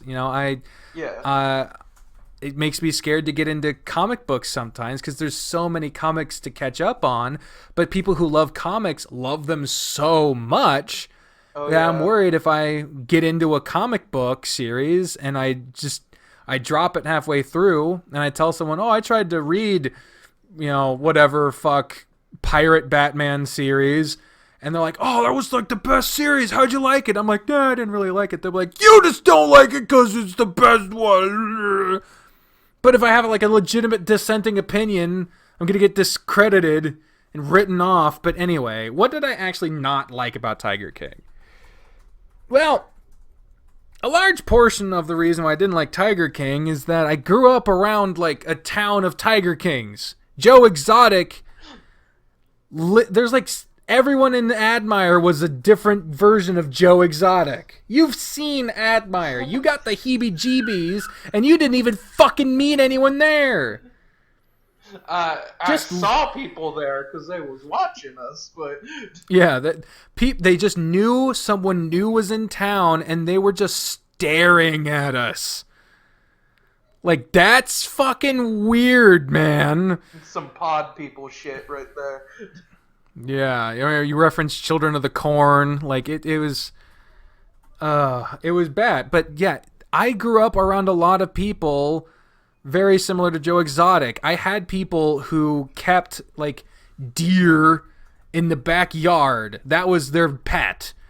And until they decided they want to eat that deer, and then they would gut and skin it and stretch it to dry on the front yard. So you'd just be walking to school and you'd see some fucking deer splayed out, skin ripped from its bones, hanging from a tree. And some poor dog is like under it trying to eat it, but they're like, no, that's dinner. Like, granted, this isn't fucking tigers and shit, but like the backwoods same like craziness. Yeah, it's the same energy. I'm not nostalgic for that part of my life. So it was an unpleasant experience on that front. But overwhelmingly, I think the biggest problem why I didn't like Tiger King just comes down to the fact that a large reason why people some people watch it. I won't say all, obviously. So a lot of people watch it because it's like shades of gray. There's no clear-cut good guy, no clear-cut bad guy. Everyone is insane and stupid and doing terrible things to each other. I think the only one that doesn't come off that way is that one girl who's missing an arm. It's the only person who doesn't come off as... Well, see, I don't even know because I only watched the first episode. I got to the end of the first episode and I said I needed time to figure out why I didn't like it, to make sure that I wasn't just not liking it because it was popular. And I have come to the conclusion that I don't want to watch it again. The thing is that it has an interesting story, but it's so unpleasant to watch. There's every other fucking shot is some animal in a cage or someone getting mauled or people being terrible or something like that. And there's a lot of people that like shows like that where everyone sucks. That's the gimmick. But like, I don't like shows like that. I like characters that, you know, have shades of gray. Obviously, no one's perfect. That's why I don't like Superman.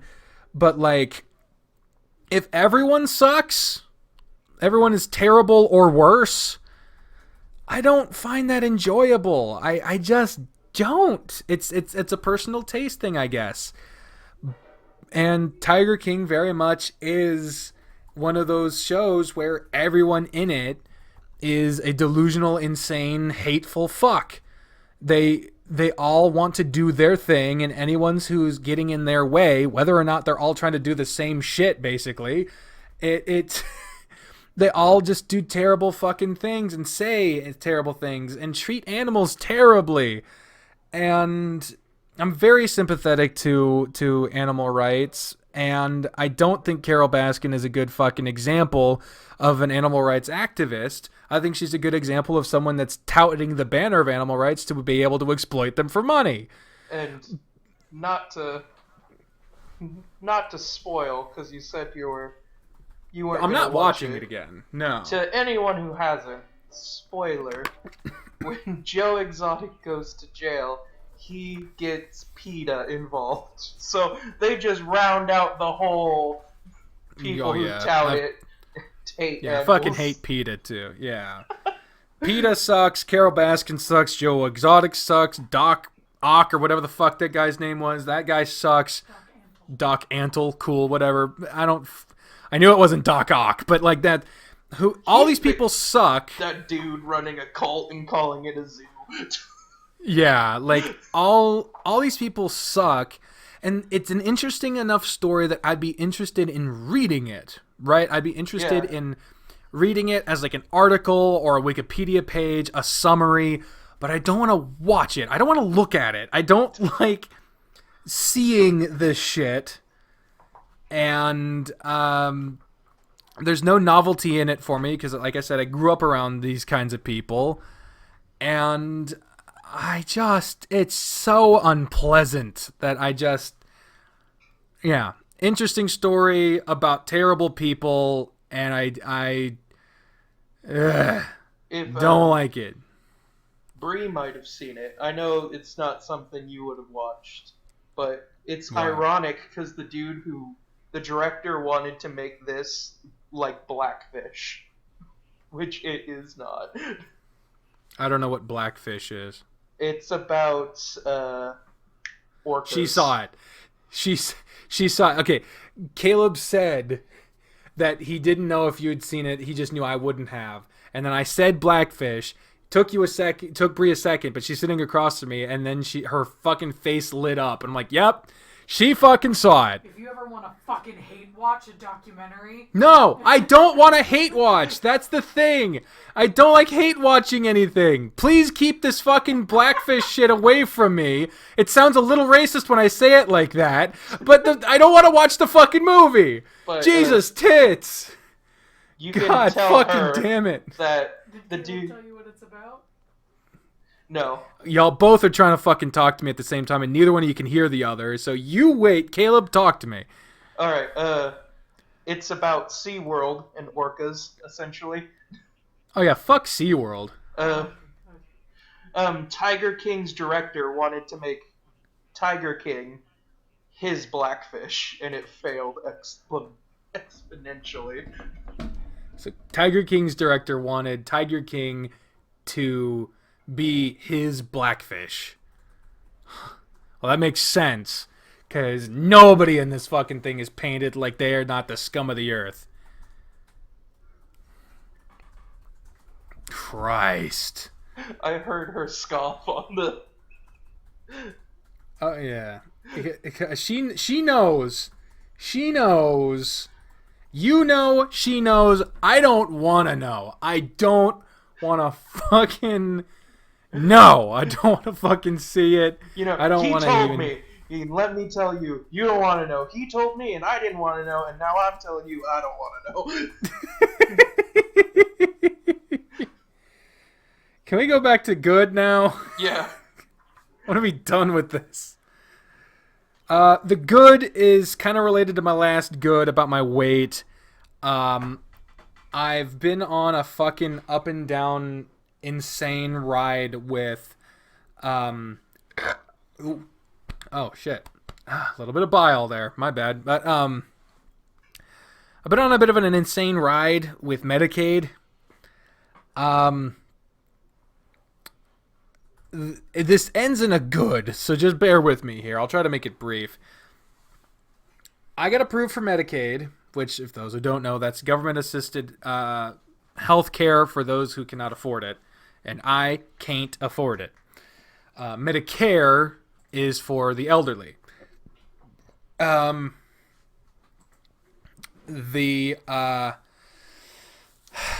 you get approved for Medicaid, they automatically choose a PCP for you, but you don't get locked in for that PCP, PCP being your primary care physician.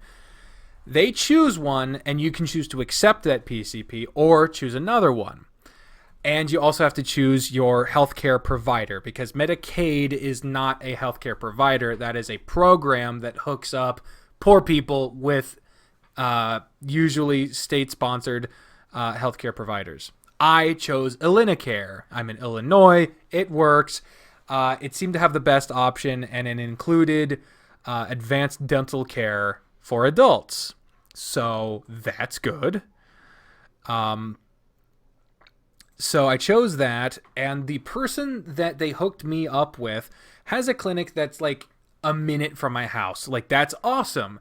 Except that person is a pediatrician. So... For those who don't know, a pediatrician is a child doctor. I am 25. That was a bad fit. I was thinking, oh, maybe that's just a glitch. Just Fortunately, go in and be like, I'm a child of God. Yeah, goo goo gaga. Give me meds. Give me my weed card. God damn it. I am going to be asking about that because I want to know if I could get approved for one of those. But no. The thing, so you can choose to accept the automatic placement of your PCP, or when you choose your healthcare provider, the healthcare provider, they have their own network, and you have to find a PCP that fits within that network. So I chose Illinois, and I decided to not go with the pediatrician, obviously, and I found a what was listed as a family practitioner. That was a little bit further down the road, but that's fine. So I chose her and signed up for my healthcare. I got my healthcare card here recently in the mail. Has that doctor's name on it. I got my packet explaining my benefits today. I'll be reading it later on. It's got a whole thing about how to choose your PCP, and I'm going to need to read that because turns out the doctor I chose isn't there. Just isn't there at the place I called, and where she is at, she's an ER doctor. She only does like walk-in emergency visits. Hey, I cut off a finger. Can you help? Yeah, like there's no going to set an appointment with the ER doc. That's just not gonna happen. So I had to change my PCP. Fortunately, they allow you to change your primary care physician. I don't know if this is a Medicaid thing or an Care thing, but they allow you to change it once a month. So obviously, they predicted that you're going to have some problems. Because if you have faith in your doctors, you don't have people changing your doctor once a fucking month. Yeah. So I had to change, and I found a new doctor after doing a lot of searching. They seem to have an actual place. I looked them up. I Googled them. They were listed at a specific clinic.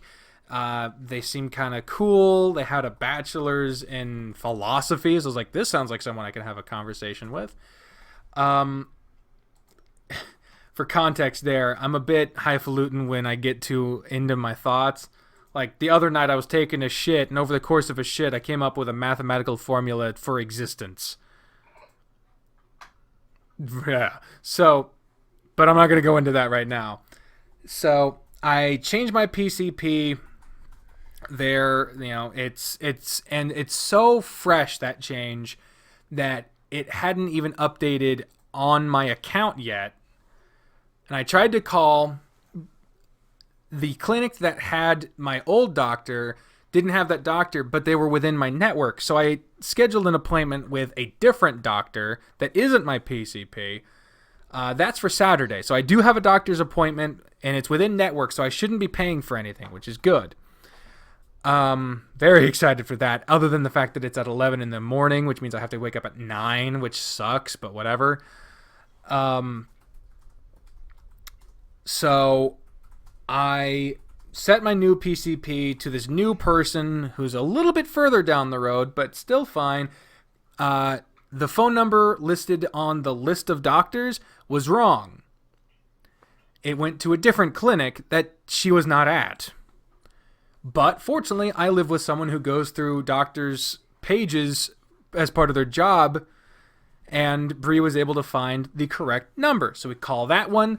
They didn't answer the first day, so I called today, and it turns out that doctor, my new PCP, not only hasn't been at that clinic for 2 years, but isn't even practicing medicine anymore.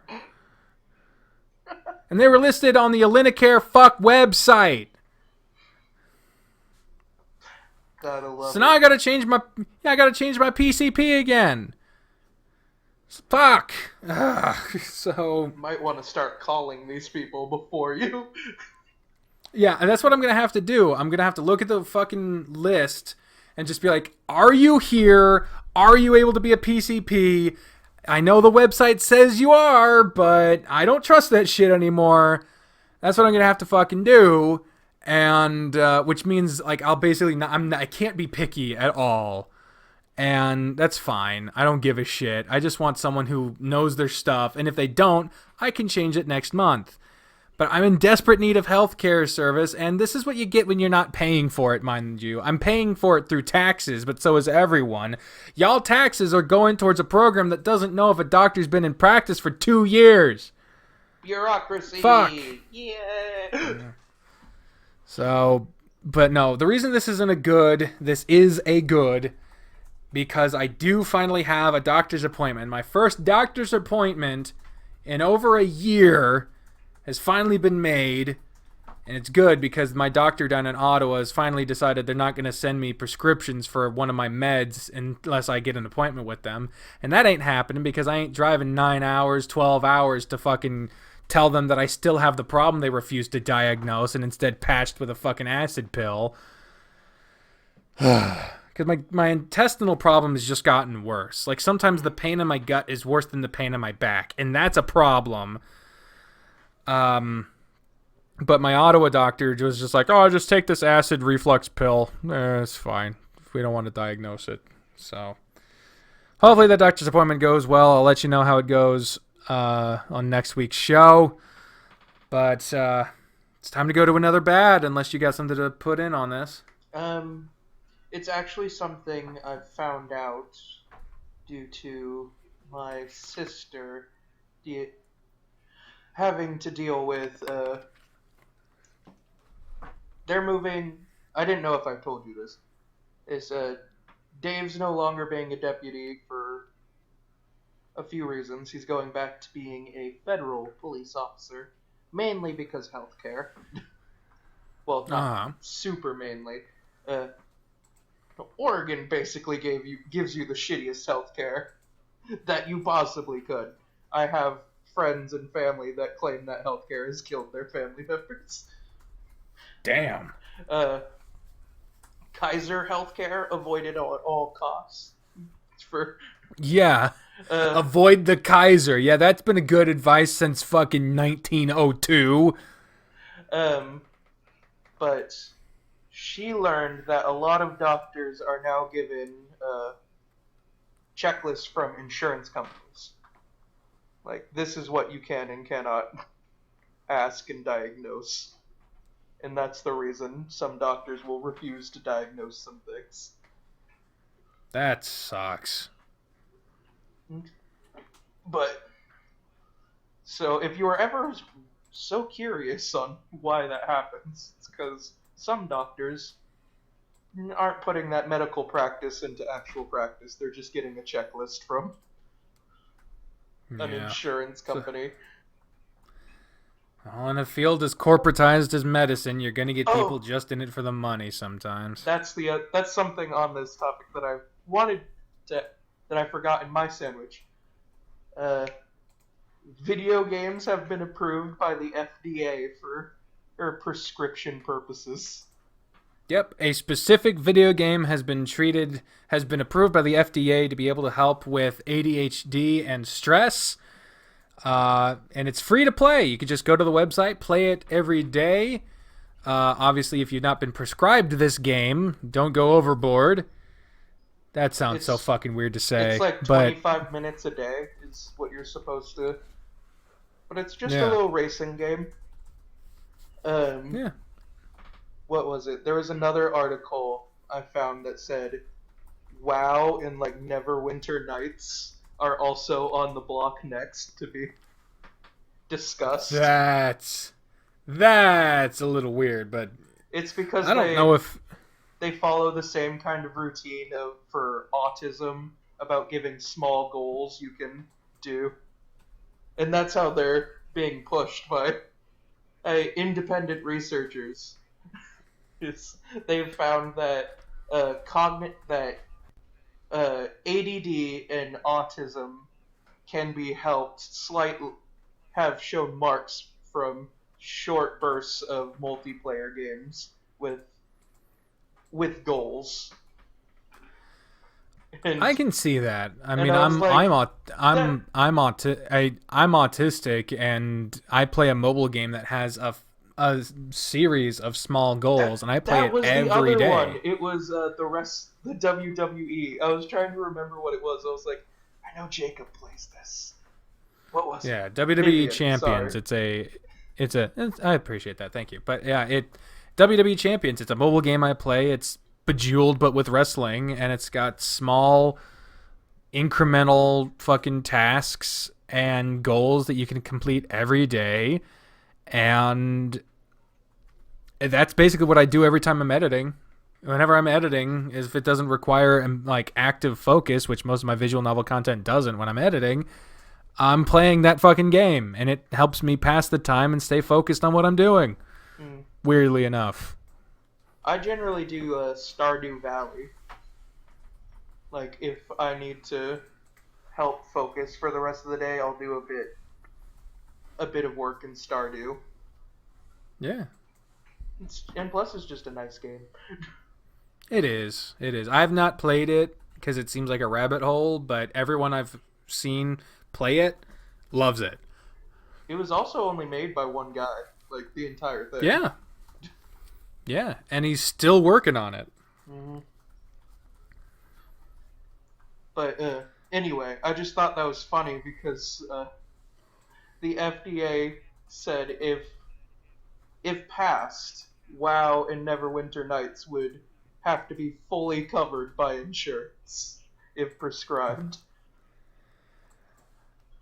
Honestly, cool. And I was just like, that's awesome but weird. Yeah. Hilariously, my mom did that for me when I was younger for a short time. I was on WoW to help me focus, and because she was like, you can play a little bit to help you get readjusted to home and then homework. And she was made fun of for it, and now it's lo and behold, 20 years later.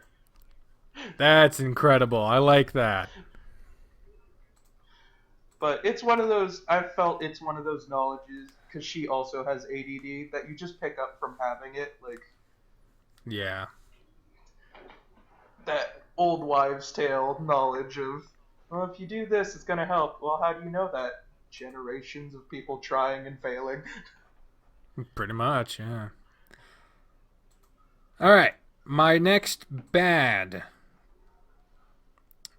This is the celebrity one that I mentioned like an hour ago. Ongoing stuff has been popping up seemingly every day surrounding the Ellen DeGeneres Show controversy. Yeah.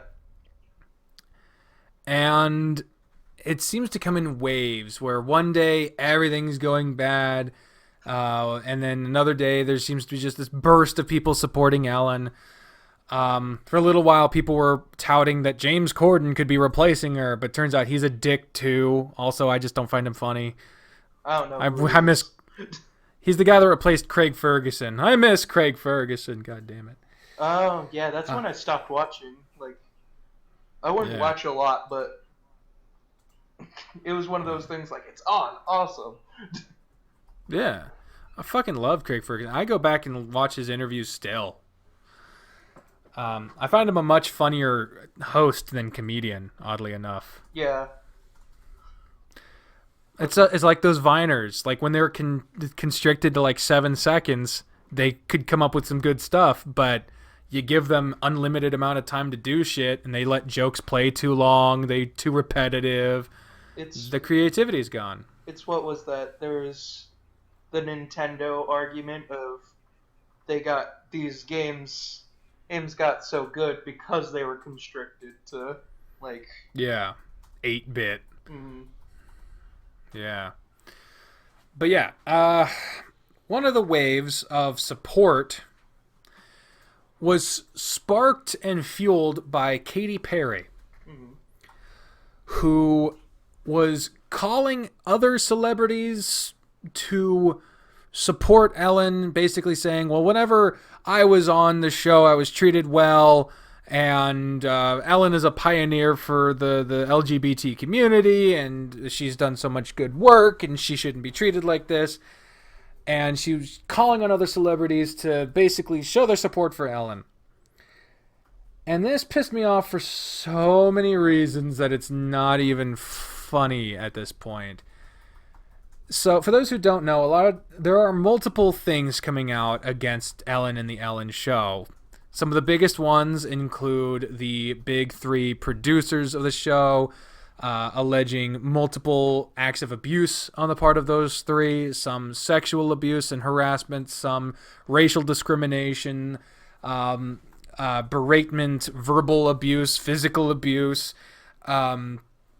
There have been people who needed to take time off for family emergencies, only to find out that because they were too vocal about racial representation when they were there, that after they fought to get that time away to deal with a family emergency, they came back to find that they had gotten fired. Other people alleging that Ellen DeGeneres is just a cold bitch, that she treats lower tiered guests very coldly and doesn't treat her staff very well. And she's very distant, very harsh, berates people. And that's just some of it. There's a lot more in terms of specifics and other stuff that's been going on, but that's some of it. Now, if you notice, a lot of the people claiming abuse and problems are like staffers and employees and lower tiered guests, like internet celebrities or people who are on for one thing. You're not talking the AAA fucking actors, actresses, musicians, your Katy Perry's, your so on and so forth.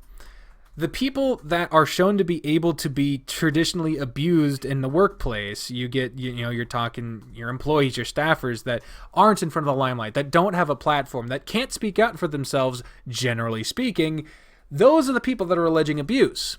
And the response to this is high-strung celebrities that were never shown a fucking harsh day in their career, or at the very least not from Ellen DeGeneres, because if Ellen took a swing at Katy Perry, Katy Perry could just tweet that Ellen was a cunt and she'd get her show ripped off the air. But no, the big name celebrities that are coming out to support Ellen DeGeneres are totally missing the point. It isn't them that was being subjected to the abuse in the first place, because of course they weren't. They wouldn't be treated that way. They're coddled, they're infantilized, they're pandered to whenever they go out in public, because they know that a public figure going against someone else in the entertainment sphere can lead to a lot of bad shit. Also because they're seen as important. But if your response as a celebrity, someone with public sway, your response to stories about staffers being abused, and with evidence and a long track record of these things, of abuse, harassment, stalking, sexual assault, all these things, your response to these atrocities is to say, well, they treated me nice, so obviously it's fine. No, these things are just not true. That is some of the most elitist bullshit I could possibly have imagined. And yes, Ellen is a pioneer in the sense that she was one of the first mainstream lesbians to be portrayed on TV in her own show, her talk show, her sitcom, all these things. Those are very big moves in the 90s, but not every pioneer. Her a good person is the exactly. There. That's the thing. There are pioneers in many fields that are terrible people. Columbus was a pioneer. Yeah, Columbus was a fucking pioneer. Racist asshole.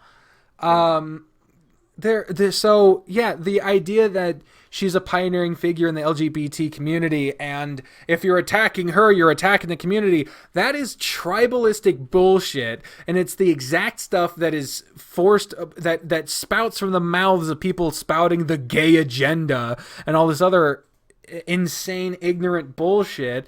If you believe that all people in the LGBTQ community deserve to be sheltered against any of their terrible actions, that's how you get people like the drama channels, like if you attack Shane Dawson or James Charles, then you're just homophobic or something like that. Well, obviously that's all that is. No, these people are legitimately terrible fucking people at times and do terrible things that deserve backlash. And same with Ellen DeGeneres. And fuck Katy Perry and all these goddamn big-name celebrities that are a response to little people being treated like absolute shit. I say little people in terms of not public figures, not their lack of importance. These people that have been exploited, abused, harassed, assaulted in criminal ways, that by people that are just getting shielded by this big smile, this mainstream celebrity. If your response as a celebrity, a person with a public platform that could make change if they wanted to, is to say that, well, they were fine to me, so obviously all the people who are against them are just, lying. Fuck Katy Perry, and fuck all these motherfuckers who are just siding with Ellen DeGeneres because they think that you should shield anyone from criticism because of that kind of shit. Fuck him. Fuck it. Yeah. I promise I'm done. You can say something now. I'm sorry. What's it? I want to say it's gaslighting, but it was like, you're lucky to be here. If you don't like it, leave. Is that what that is? That's not gaslighting, but that is a very sound phenomenon in places with big power differences. Because that was one of... That and them not being paid was the two big ones I remember. Yeah. And her... this one came out, which I found hilarious. Her big, I'm staying at home because of the coof was disproven. She's on house arrest. What? Ellen DeGeneres is on house arrest? Yeah, a lot of the photos she's posting, people have pointed out, she has a weird blocky crease on her ankle in every photo that shows her legs. What the fuck? Ellen house arrest. I gotta see this. Let me see. Ellen on house arrest. Oh, fact check. Hold up. Might not be true, but... USA Today. Can I get Snopes? Let me see. Snopes. I trust them. I don't trust USA Today. Here we go. Yeah. Whoa. Oh, whole shit. The first one that pops up was Oprah's home raided in a sex trafficking ring? Oh yeah. Because Oprah was in the Epstein book. I remember that. It was like all of these super, which is on the same line, all of these super high Hollywood celebrities were in that Epstein book that no one seems to be talking about or commenting about. Yeah. Fucking Stephen Hawking has pictures of him at the pedophile island. Of course, he's dead, but it's no secret that Stephen Hawking was a bit of a dick. Yeah. What was the other thing? And what was it? I was watching one, like, it came up on a video, and it was a girl explaining, like, her, like, oh, she had such a cool experience with, I think it was Katy Perry? I'm going to say Katy Perry, because I can't think of another. It was either her or Billie Eilish, and it wasn't Billie Eilish. That's what my brain is doing. But this girl was explaining, like this fun thing that happened to her, and I was just thinking, this is creepy as fuck. And it was like, oh, I was on a live, and Katy Perry dropped in and thought I was funny, and then invited me to a party, and flew us out there, and then she invited me into her room, and we chatted, and I was like, that's creepy as fuck. Like, that's... Yeah. For a 15-year-old girl, like, if this was a dude, this would have been on fucking front page. Oh, yeah, and that's one of the things, is one of the producers, one of the big three producers behind the Ellen DeGeneres show, there was an accusation that he groomed one of the staff that was a guy, and sexually assaulted him after a lot of grooming, buying him tickets to concerts and shit.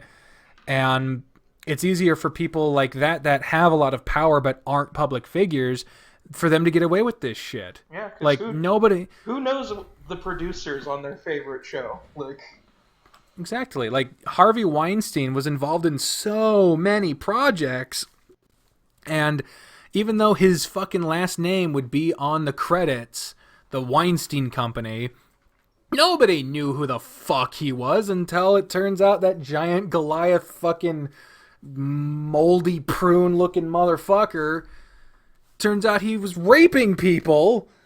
And then it still took a long fucking time for people to actually do anything about it. And now you've got some of the elite in Hollywood that are very influential over the media, and all of a sudden no one's fucking talking about the Epstein case, even though it's still ongoing. New stuff is coming out that's damning it. I mean, no, it's no fucking secret that Bill Clinton would have been in that fucking book. Like, that's not, like, in terms of the revelations to come out in 2020, like, no one would have been like, no way on that one. But fuck, man, like, it's such, like, it's so crazy that this active and publicly known fucking sex trafficking ring that's being investigated, involving some of the biggest names in Hollywood and in politics from around the world, and yet no one's talking about it. We all know what's happening, but no one's talking about it. And people are still lapping up these fucking celebrities and watching their shows and interviews and just not even thinking about it. Like, it's straight up 1984 shit at this point. This is fucking creepy. Hello? I'm still here. I was just nodding because I was like, it's true. Like, I was thinking about that statement I said last episode. It's 1984 with fucking idiocracy, because there's fucking these weird cabals coming out, And even shit that what was like a whole bunch of things that got declassified. Like most of the fucking conspiracy theories from the 80s were true. And Yeah. Like fucking MK Ultra happened. And nobody gives a shit. They just act like it's fine. Like, no, man. MK Ultra, NASA, and the fucking Navy are like aliens are a thing. Yeah. People are just like, eh. Yeah, well, I want to make sure I catch the new ninja stream. Like, you fucking idiots. You think that the shit fucking, like, what the fuck? It's mind melting. Like, how the fuck don't people give a shit? Holy fuck. Like, I swear to God, it could come out tomorrow that Lyndon B. Johnson personally shot JFK somehow, and everyone would be like, oh man, I wonder when the new fucking Avengers movie's coming out. Like, are you fucking kidding me? Oh my Christ. Like, it's not even about being aware of things anymore. It's giving a shit about the things that you're already aware of. How do people not care about this? I can't fucking believe this. Good God. It's the evolved state of world ends up on YouTube within a day. Yeah. It's like, I'm beyond mad. I'm realizing very quickly, like, it's not, it's how people say the world doesn't end with it doesn't go out with a bang, it dies with a whimper, or whatever the fuck the phrase is. I don't fucking know, but everyone knows all of the terrible shit, like, not all of it, obviously, but people know terrible shit. People know that the fucking crown prince of Saudi Arabia had a journalist murdered in a consulate in another country.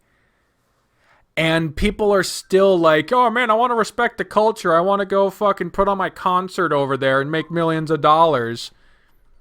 Like, the guy who's hiring these people to put on concerts in Saudi Arabia are murdering people in a country where human rights are restricted so much that they make Russia blush. They're blusha. But no, because they're somehow considered our allies because we want that oil money, we're selling them fucking weapons and ships and armaments, and our fucking celebrities are cozying up to the guy who fucking obviously, and it's our intelligence, our government and military intelligence said that the order to kill Jamal Khashoggi came from the Crown Prince of Saudi Arabia. But no one gives a fuck. People are still taking millions of dollars from this country and still participating in it. And it's just happening. And people are just like, oh, fuck them. But then fuck it. What the fuck? Like, I'm in disbelief. I'm beyond mad. I'm just flabbergasted. I don't know how to respond to this. How the fuck am I supposed to respond to this? Oh no. And I understand both sides. Like, it panics me a little, and then I'm just like, I'm very local centric, so I'm just like, I gotta make sure my state doesn't get fucked. I don't care about the rest of the United States, the world. I care about my community and where I live. Yeah, as if. And I know that's a bad mentality for globalism, but it's it a bad keeps mentality my head on my shoulders and from crying at night. Yeah, it's like the best way to respond to this is acting like it's not happening, which is the problem, but also the only way to not go insane from it. Because, like, even if you examine too closely that community mindset you have, like, do you think state senators don't get corrupted? You don't think that the fucking local cops in your town...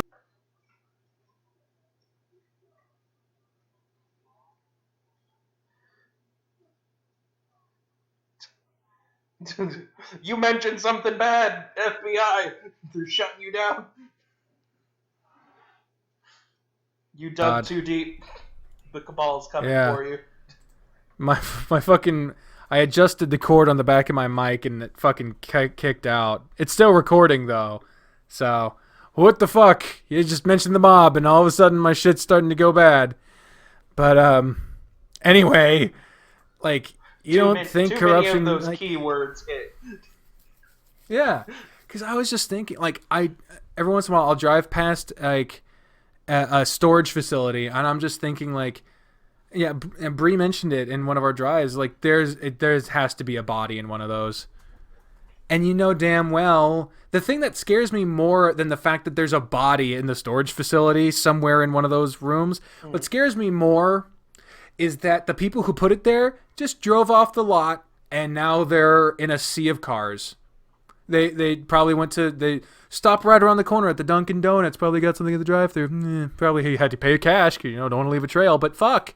Like, they just drive off the lot, and they just go. They're done. It's you like could be driving right next to them. Well, who was that? It was,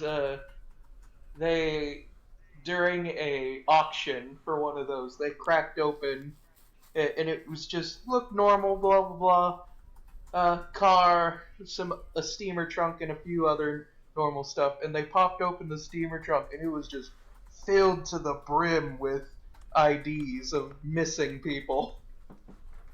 Yeah, like, holy shit. And they had no idea whose it was. Signed it under fake name, paid in cash every week, and then just suddenly stopped. Yeah. Like, that's so fucking creepy. And the creepiest shit to me, like I said, that is creepy as fuck. But the creepiest thing is whoever did it just walked away. Just drove off into the ether. Like, they just take one left turn into traffic. Not into oncoming traffic, but like they just merge into the road. They drive down the road. And they're gone. It could be your neighbor, for fuck's sake. That story of the guy who was an active member of his community, had barbecues, people in his house, whatever. But he had like 19 women in the basement. Oh, yeah. For decades. Like, that is what is creepy to me. The fact that John Wayne Gacy and like dead bodies under his house. Yeah, it was a little lack of subtlety with fucking Bobo the Clown or whatever the fuck his name was, but like that shit's a little unsettling. But that was back when clowns weren't scary, as scary at least. Well, at least not mainstream scary. Yeah. But fuck, man, just the fact that it could be any house in your neighborhood. It could be any car driving on the street. You could fucking talk to a person at a grocery store, and they could just look at you and decide you're the next one. And they would never know it was that you were gone. No one would know that they were the one that did it. You could just be rolling up in the Walmart parking lot one day, get fucking shoved in a trunk, and you're gone forever. And no one would know. Because the cameras weren't pointed in that direction. That was a statistic people wanted to see. Like, if you could see any statistic, what would it be? And one of the old podcasters I listened to was like, I want to know how many murderers I met, like, throughout my entire life without knowing. Like, how close was I to getting to being that? That's that's a good one. That's a fucking good one right there. Like, how many stolen cars did you pass on your way to work this morning? Like, how many bodies are buried on your street?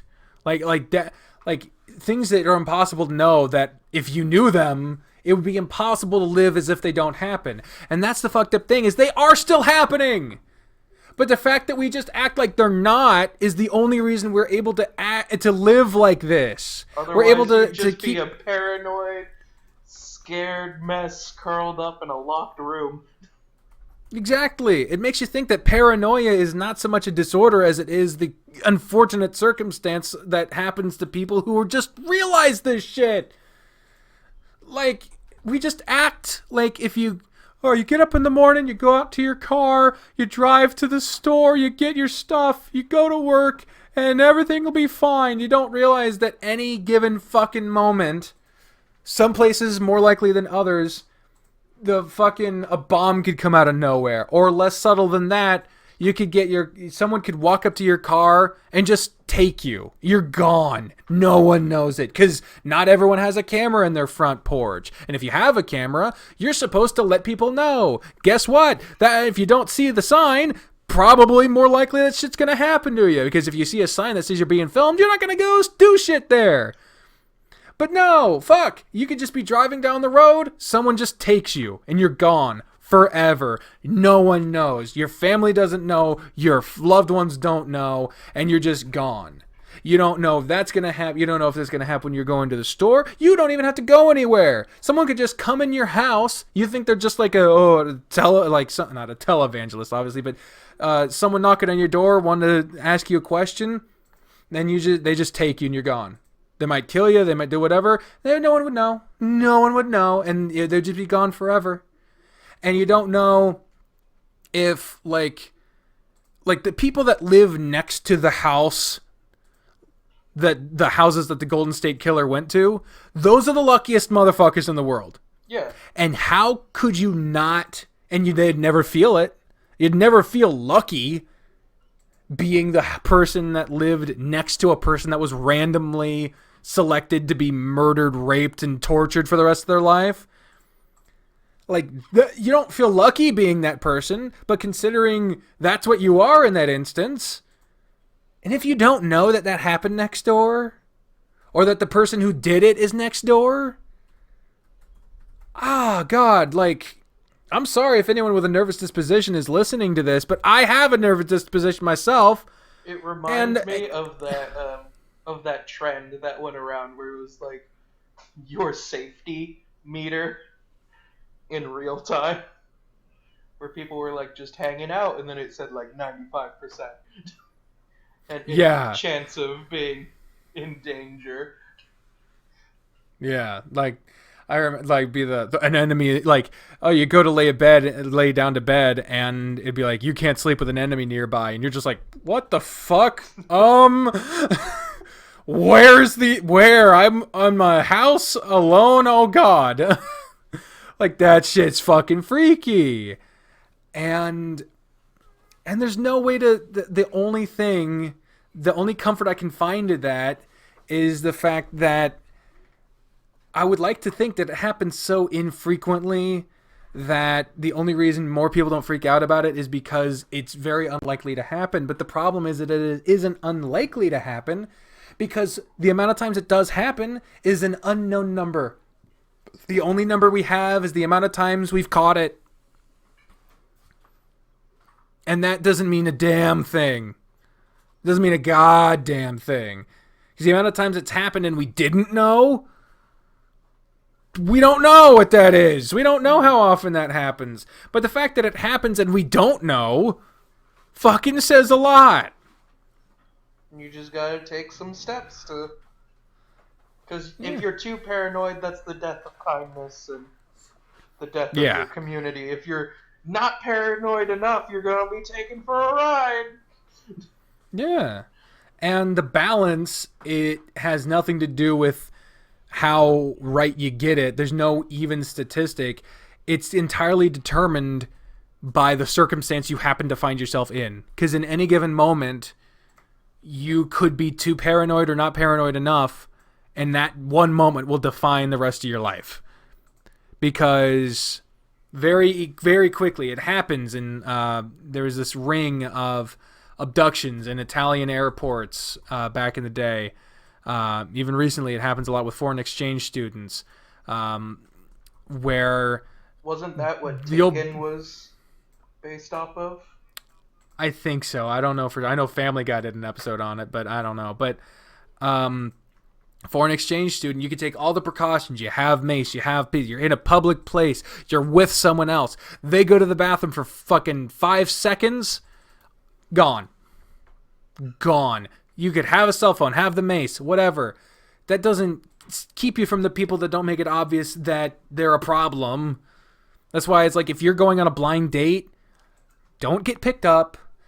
Don't get in their car. don't go to a secluded place, meet in a public place, and be prepared. But, like, if you come across in a first date, like, you're ready for them to kill you, the date's gonna go badly. So, like, I don't know. I don't know what to do. I don't know what the proper way to address this is. I don't know the proper way of handling it is. I'm obviously not handling it a very healthy way myself. I don't know what the fuck to do. All I know is that it freaks me the fuck out that the only way that the life that so many people take for granted is existing in the way that it is by ignoring the fact that it could end at any moment. And it's like ignorance it's such a powerful tool that the only way to live happy is to have just enough of it. Yeah. God damn it. This was not a good... Nah. We need to get off this topic, like, now. All right. How in the fuck did we get to this from talking about Katy Perry? Katy Perry supported Ellen DeGeneres. Yeah. You checked to see if I was right. Then it showed that Oprah Winfrey was also a part of this cabal. A cabal no one is talking about. And then... Yeah, it's a fucking mess. Let's talk about something good. Let's Oh God. Okay, so used to live in Kansas, Caleb, and I used to as well. And the year I left, I remember there being a thing about Are you going to type it to me or what? I did. Oh, okay. It just hadn't sent yet. You can get it on Discord yet? Yes. Shit. Fuck. Christ. Fucking fuck. Sorry. She wanted to tell me something. I told her to send it to me on Discord. She typed a bunch, and it didn't send. I asked her about it. Then it popped up, and then I was trying to read it, and then she asked, and God fucking damn it. Just shut up, damn it. Just leave me alone. I'm freaking out, man. Anyway, so, the year I left, though at least the last election I participated in, there was the governor election. Your current governor won that election.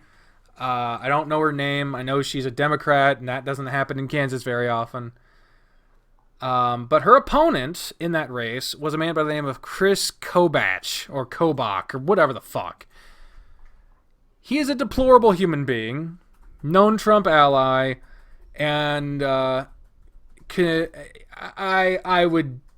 he's one of the few people that, like, every time I see him lose something, I consider it a victory, even if I had no participation in it. And he recently lost. I think it was just yesterday. He lost a bid at a Kansas Senate seat. So he lost to be the governor, and he couldn't even get into state Senate. And he didn't even lose to a Democrat. He lost to a fellow Republican in the run to be the GOP nominee. So, at least in his case, being a Trump ally is losing him points. Also, he's a deplorable human being. And I don't like using the word deplorable because it's very much tied to the infamous blunder of Hillary Clinton's, where she basically pulled a Mitt Romney and said a certain percentage of blank is blank on the opposite side. And that just fucking kills you. It just doesn't. No, it's bad. It's a bad thing to do. And she wrote off a large percentage of, like a really big percentage of Trump supporters as being deplorables. And that's not cool. That's how the fuck were you expecting to get any points for that? Like, who are you impressing? People you already agree with? What the fuck is the point in saying that? It's not good. So I don't like using the word deplorable anymore. Like, I just don't like it. But it works, because this particular guy is a deplorable human being. And he lost a bid at a Kansas State Senate seat to some other fuck. And, yeah, I'm just glad he lost. That's the whole thing. That's the whole fucking thing. I didn't even know anyone else was running. I have not seen one other sign ad. Well, that's because you're in Johnson County, man. Oh no, he wasn't running in Johnson County. Everywhere. Like I've even gotten in governor ads. It's weird. Like for the first time, I'm getting Kansas political ads instead of Missouri. Wow. But yeah, I have not seen, like, the only other person I've seen was a lady running for the Senate under Constitutional Republican. And that might have been who won, but I don't know, because I didn't know. No, it was some white guy. Well, mind you, every state has 2 senators. And if she was running, maybe, I don't know, but I don't know if both Senate seats were up in Kansas for re-election. I just know. Well, that's the thing. It's not a federal senator. It was a state Senate seat. Okay. And I don't know how that the state Senate makeup. I don't know where he was running. I just know he lost, and I don't like him, so that's a good thing for me. God damn it. Do you even know who he is?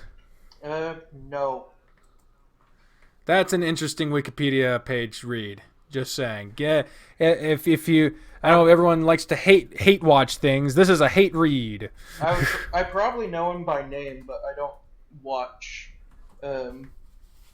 like, I don't watch things. So if I saw him, I would have no idea who he was. But when I vote, I generally will read up on platforms and then vote for who I agree with more.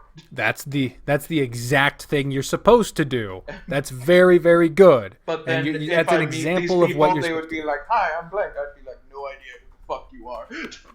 Yeah. It's like the day before the election is study day. Mm-hmm.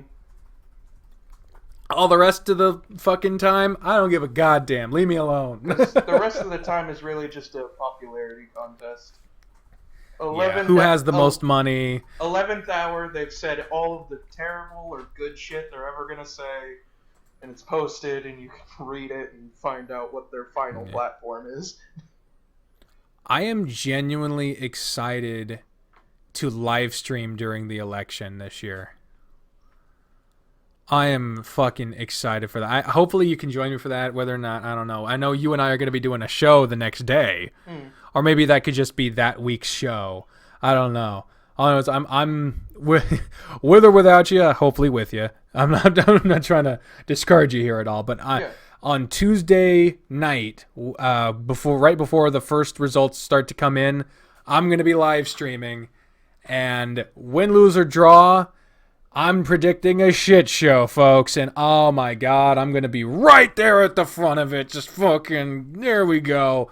I'm going to vote earlier in the day, don't get me wrong, but that night, I'm going to watch this shit burn down, and I'm going to live stream it.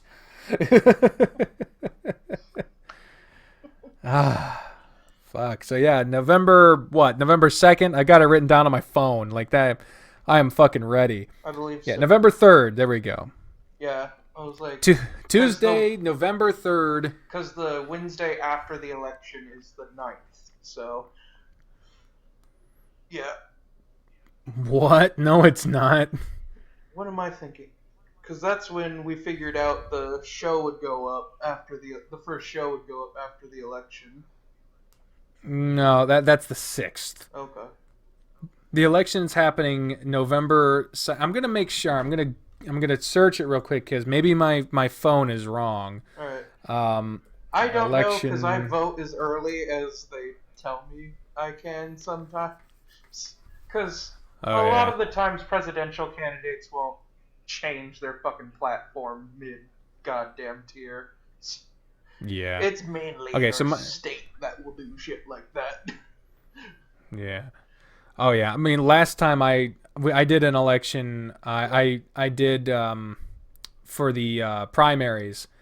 They, since I had just recently moved, they hadn't changed my polling place, so I had to go like across town to fucking get to my polling place. But that's why I go early.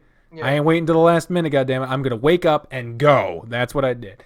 But yeah, I just double checked it. The presidential election, not just the presidential election. There's other shit on the ballot. Look into all of it. Your local election.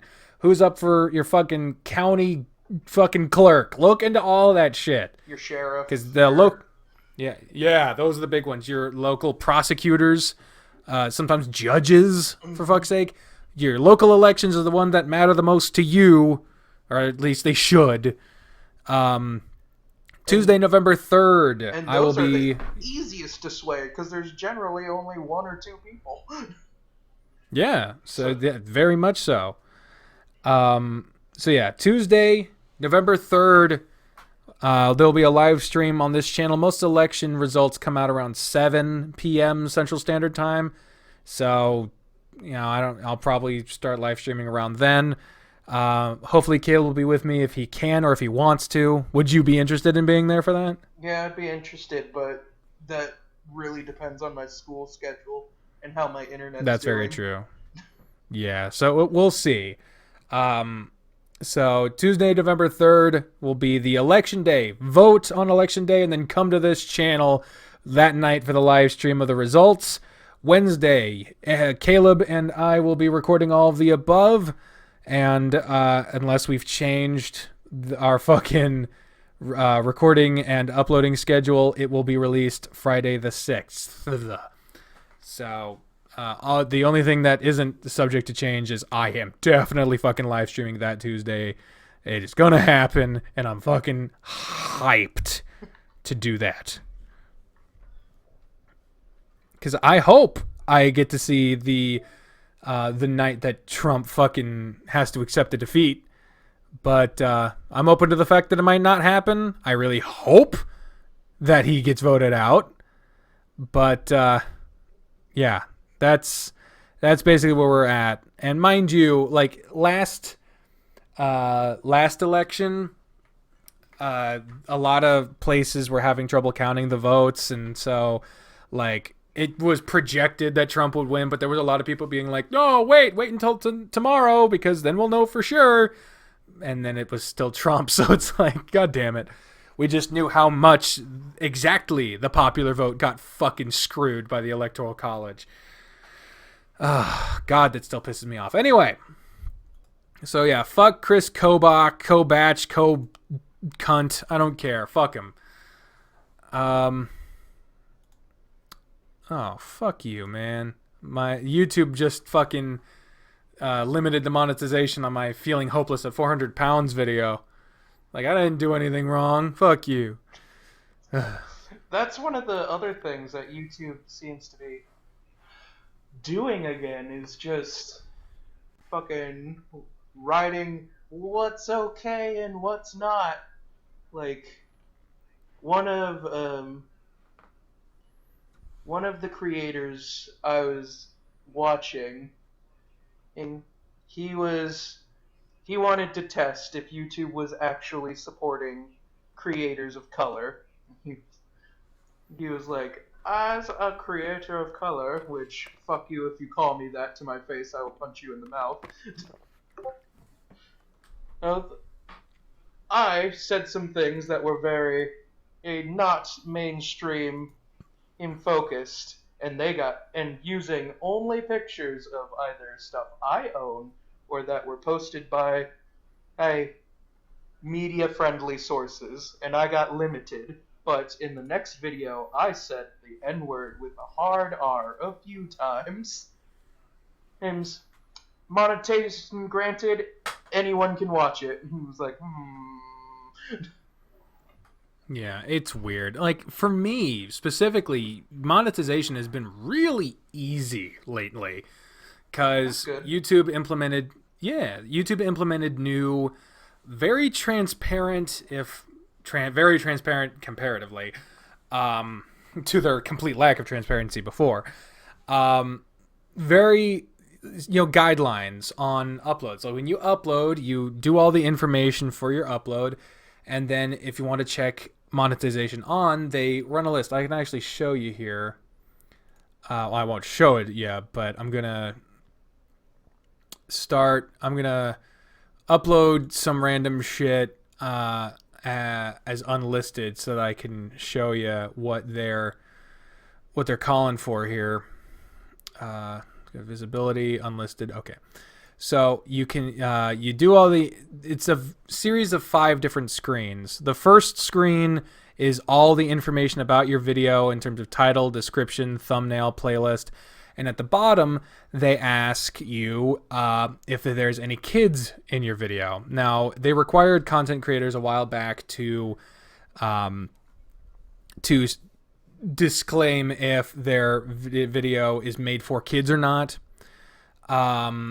as a general rule. But you can change it video to video. Because if you say your channel is made for kids, you're subjected to some more strict guidelines because you don't want the kids seeing some bad shit. But if you say your channel is not made for kids, then you have to go through the regular scrutiny of, well, you got to make sure you're not uploading beheadings or some shit.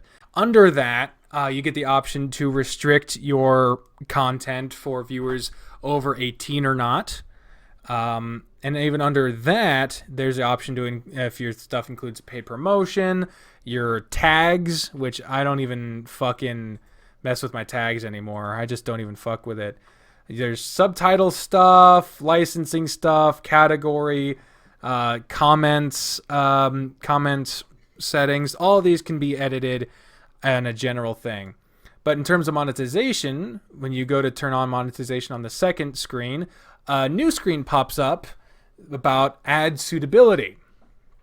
If you go to that screen, you get a number of categories.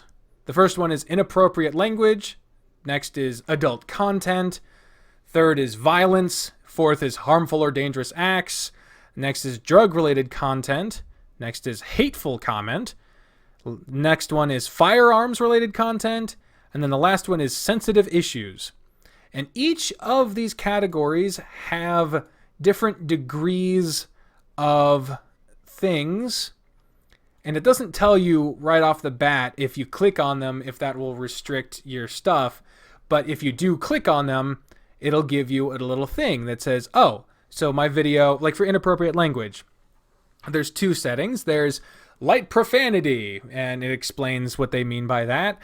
And if you click on it, it says safe for ads. Totally fine.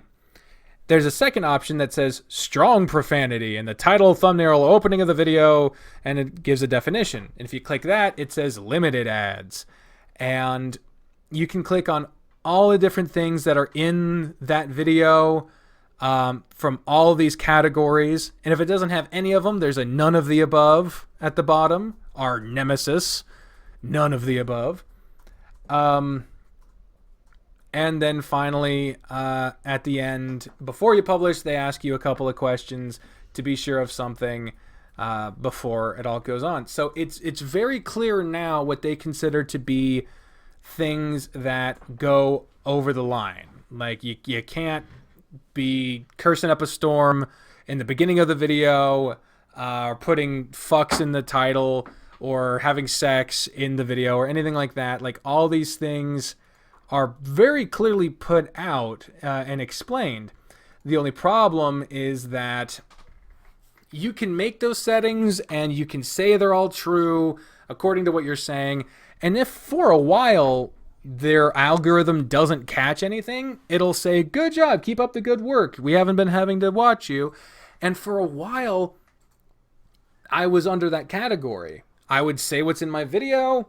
And if it was inappropriate, I would say so. And nothing would ever come by me. I was just long list of openly unrestricted monetization or appropriately restricted monetization. But then all of a sudden that status went away when I went to some of my older videos that were uploaded before I had all those categories to choose from. And some of them were picked up after review as being still inappropriate. And so now some of my newer stuff gets randomly algorithmized out of nowhere, which they weren't before. So like they have a system of trusting you if they decide that you're not lying to them. But as soon as that trust goes away, you're right back to you have no idea what's going to get restricted or not, or why. And then it really comes down to whoever is reviewing the shit, if you appeal it, and hoping to fuck that person agrees with your interpretation of the rules or not. And if they don't, you're done. That's basically it. Yeah. Which is obnoxious, but at least it's a much better system than they used to have. But it's still fucked. Like, there's still hella problems with that. What do you think of the alternatives starting to crop up? I haven't seen a real good alternative crop up yet, because I've seen, like, Facebook video trying to make a thing. I don't think that's good. I don't think that's a good competitor.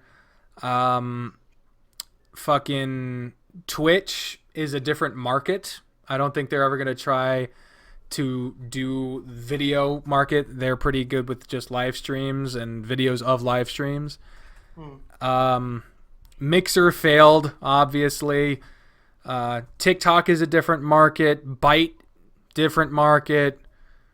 I don't see any real alternatives that have really struck up. I saw that there was a group of creators trying to make one. Yeah, but there was... Go ahead.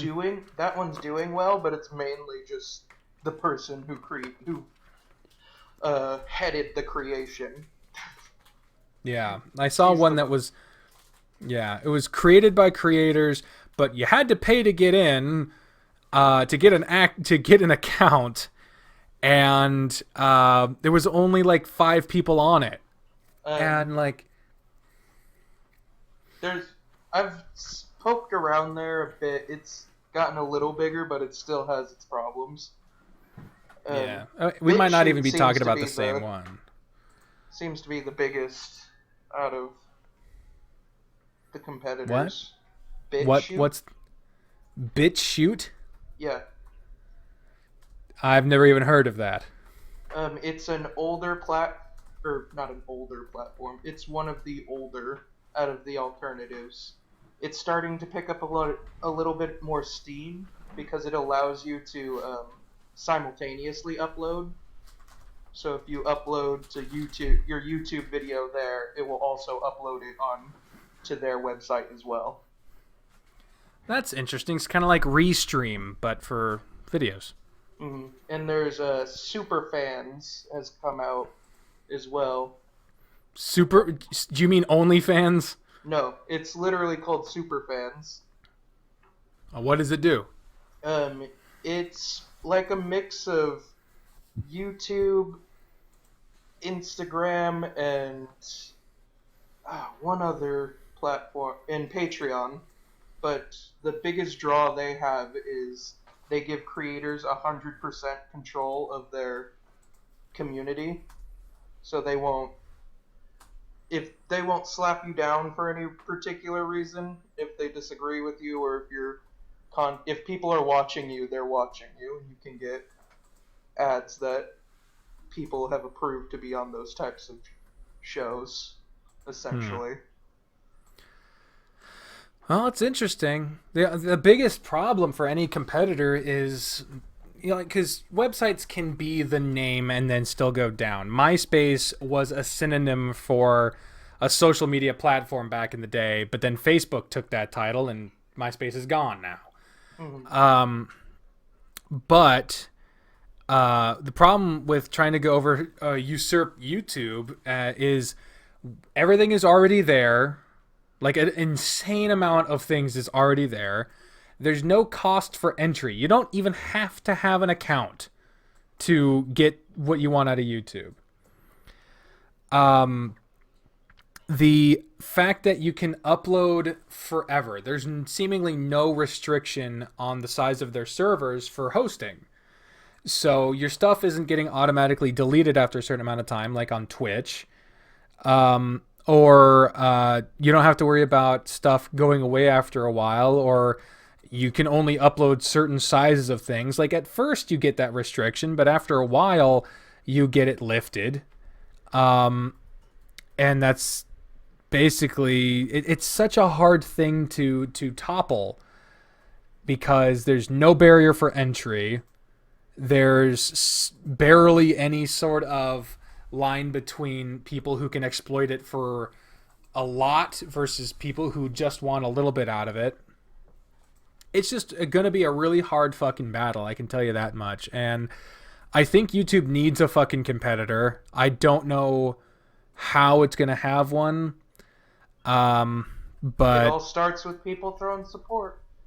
Yeah, it really starts at the bottom. Like, YouTube had its platform before. Wasn't YouTube like a dating site before? Yeah, YouTube was basically a dating site that hosted its own videos, and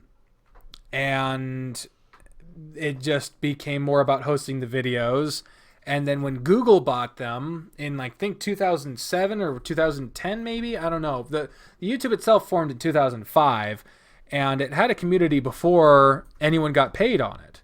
But it wasn't as big as it is now. YouTube was just an alternative to other sites like Albino Black Sheep and Newgrounds and fucking, stuff like that.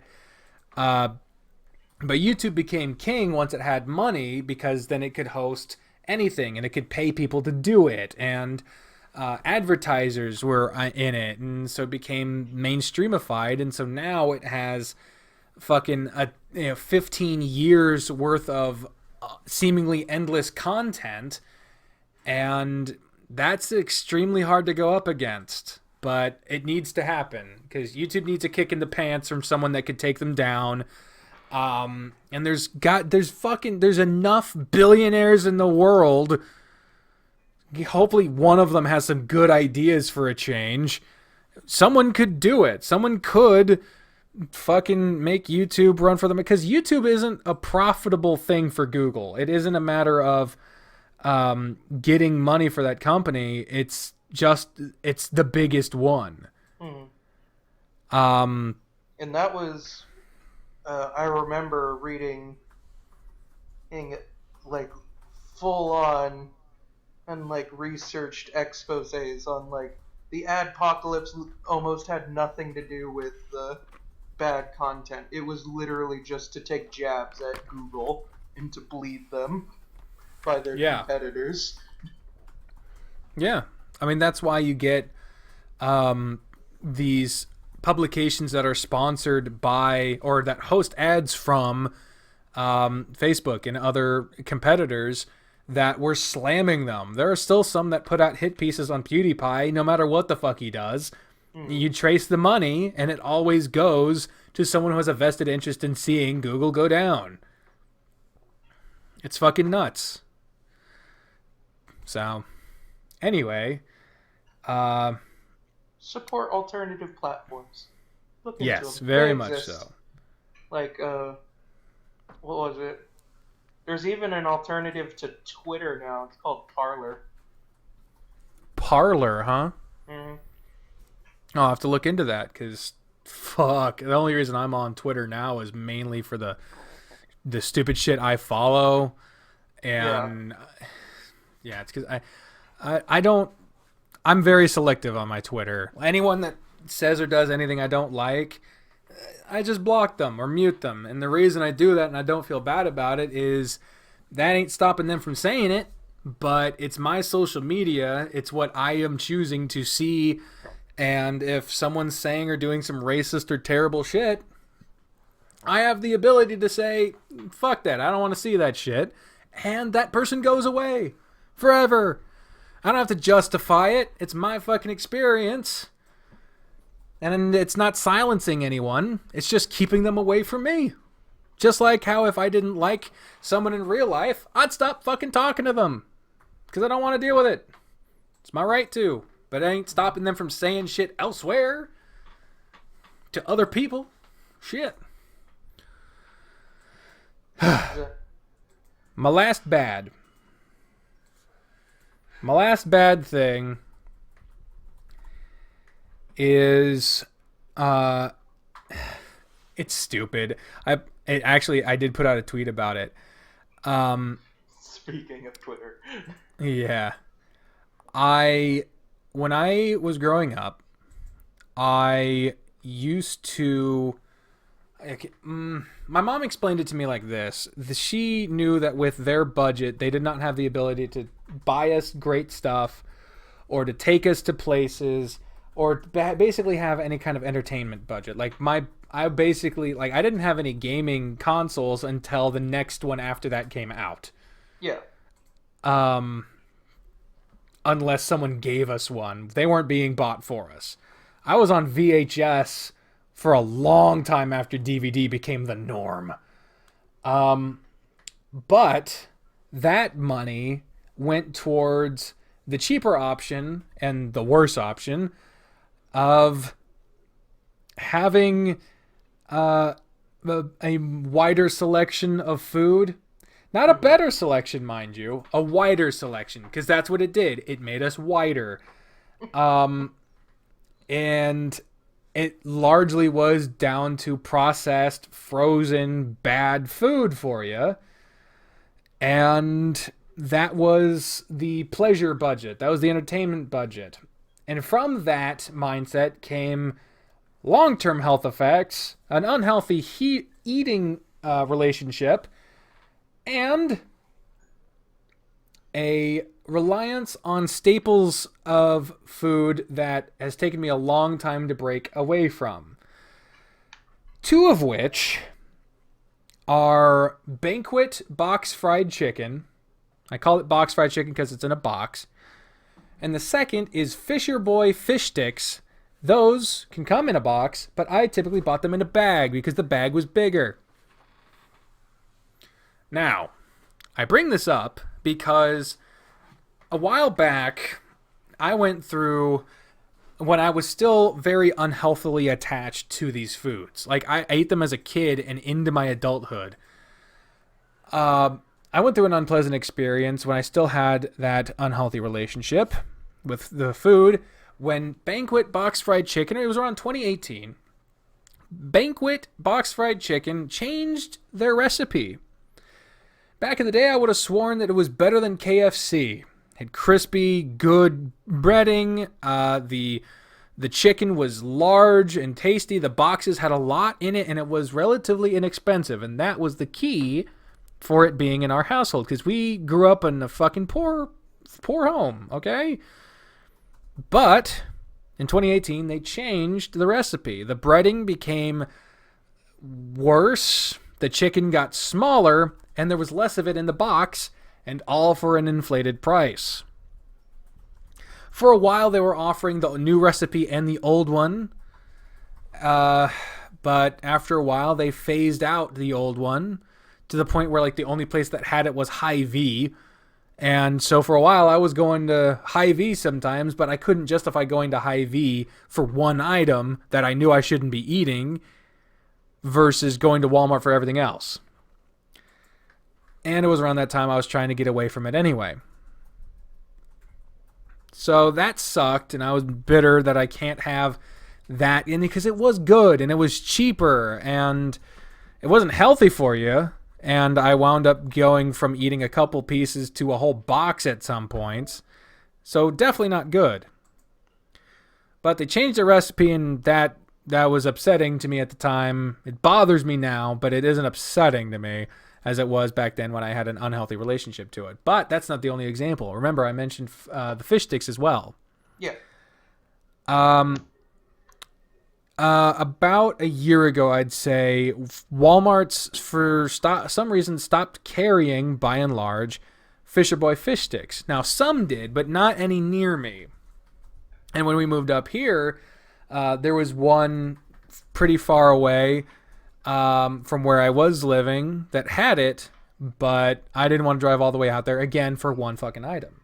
But then we moved to this location that we're at now, and it was closer. It was actually just as far away to go to that one as the one we generally go to. But in the interim, I had moved from Fisher Boy fish sticks to different ones that tasted different. They were made more prominently featuring real tasting fish, a novel concept, and I finally found a brand that I could tolerate, that I was okay with. It wasn't, I remember it not being as good, but I was okay, and I got used to it. But then, in the past week, I finally decided I'm curious. I wanna taste the old one. especially now that I have changed my relationship to food so much so that I'm able to drop things that I know I can't eat responsibly. And the things I can eat responsibly, I have restricted the amount so much that they're within a reasonable portion size. So for fish sticks, it's 13 fish sticks at a time. That is what I've worked it down to. Yeah. It went from 50 at a time to 13, and that's a hell of a lot of progress. Oh, yeah. So I wanted to see if I could do the same. I knew I could do the same, and I wanted to taste the old one now that I had it within my access. So I went there, and I got a couple bags. Because I was I bought 2 bags of fish sticks, and I got some. I had 13. I opened the bag, and immediately I realized these fuckers are small. These are really small fish sticks. And they looked paler, too. The breading looked kind of anemic. What's going on there? I'm hearing a lot of noise on your side. What's going on? The dogs are wandering about. Once we're done, I have to feed them, essentially. Okay, so I'll try to wrap this up then, because I don't want to keep your dogs from eating. And we've been going for 3 hours now, but I noticed that they were small, they were pale, they didn't seem that great, but I used to eat one cold before I would cook the rest. And I didn't want to waste one of my 13 fish sticks, so I just took a bite, put the rest in the microwave, and it didn't taste quite right. It had a little bit of it in there, but I was like, that's weird. Maybe I'm just not used to it, because I'm so used to the new one. So I microwaved the old ones, took them out, took a bite, and it didn't taste right. There was a little hint of what used to be there, but it was different. The breading was worse. The meat inside was brown, and it was it was weird. It was wrong. And I just realized these are not the same fish sticks I had growing up. They're the same brand, the same packaging, but the fish sticks recipe changed too. They changed the recipes again. The fried chicken changed, now the fish sticks have changed. And I looked it up because I was like, maybe it's just me. No. Turns out, in 2018, Banquet was bought by a different company. And right as that merger happened, the quality of a lot of their foods went down. They also own Hungry Man dinners. And around that time, a lot of complaints came out about the quality of the packaging, the stuff that was in the package. The food got worse. It got smaller. And if you go on the Banquet website, the reviews for the fried chicken, everyone hates it. They're like, bring back the old stuff. What the fuck? And so I was like, I wonder if the same thing happened to Fisher Boy. And so I looked, and there was a recent merger with the brand that owns Fisher Boy. And then right around that time, the fish sticks got worse. Walmart took them off the shelves, except the biggest Walmarts, I guess. And the recipe got worse. And so I was, you know me, at this point, I'm damn near anti-corporation at this point. I hate consumerism and the fact that big money seems to corrupt politics. It's corrupting my fucking frozen food. I can't eat my unhealthy frozen food without money getting in the way of the quality of it anymore. They fucked with the fried chicken. They fucked with the fish sticks.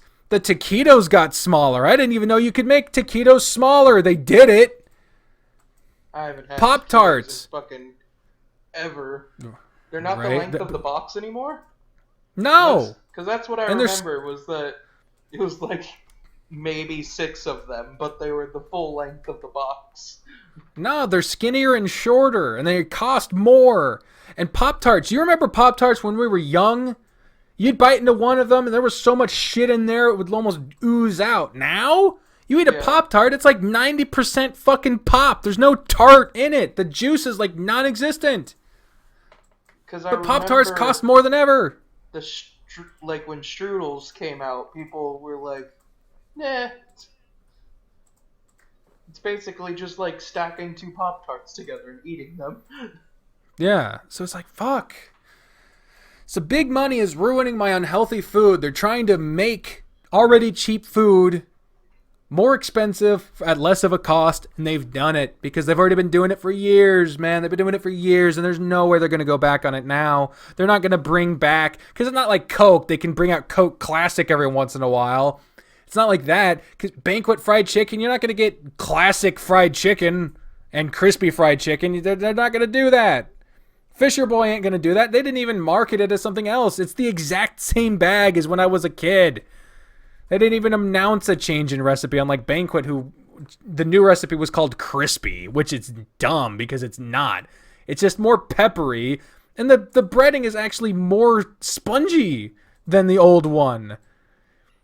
So, like, what the fuck?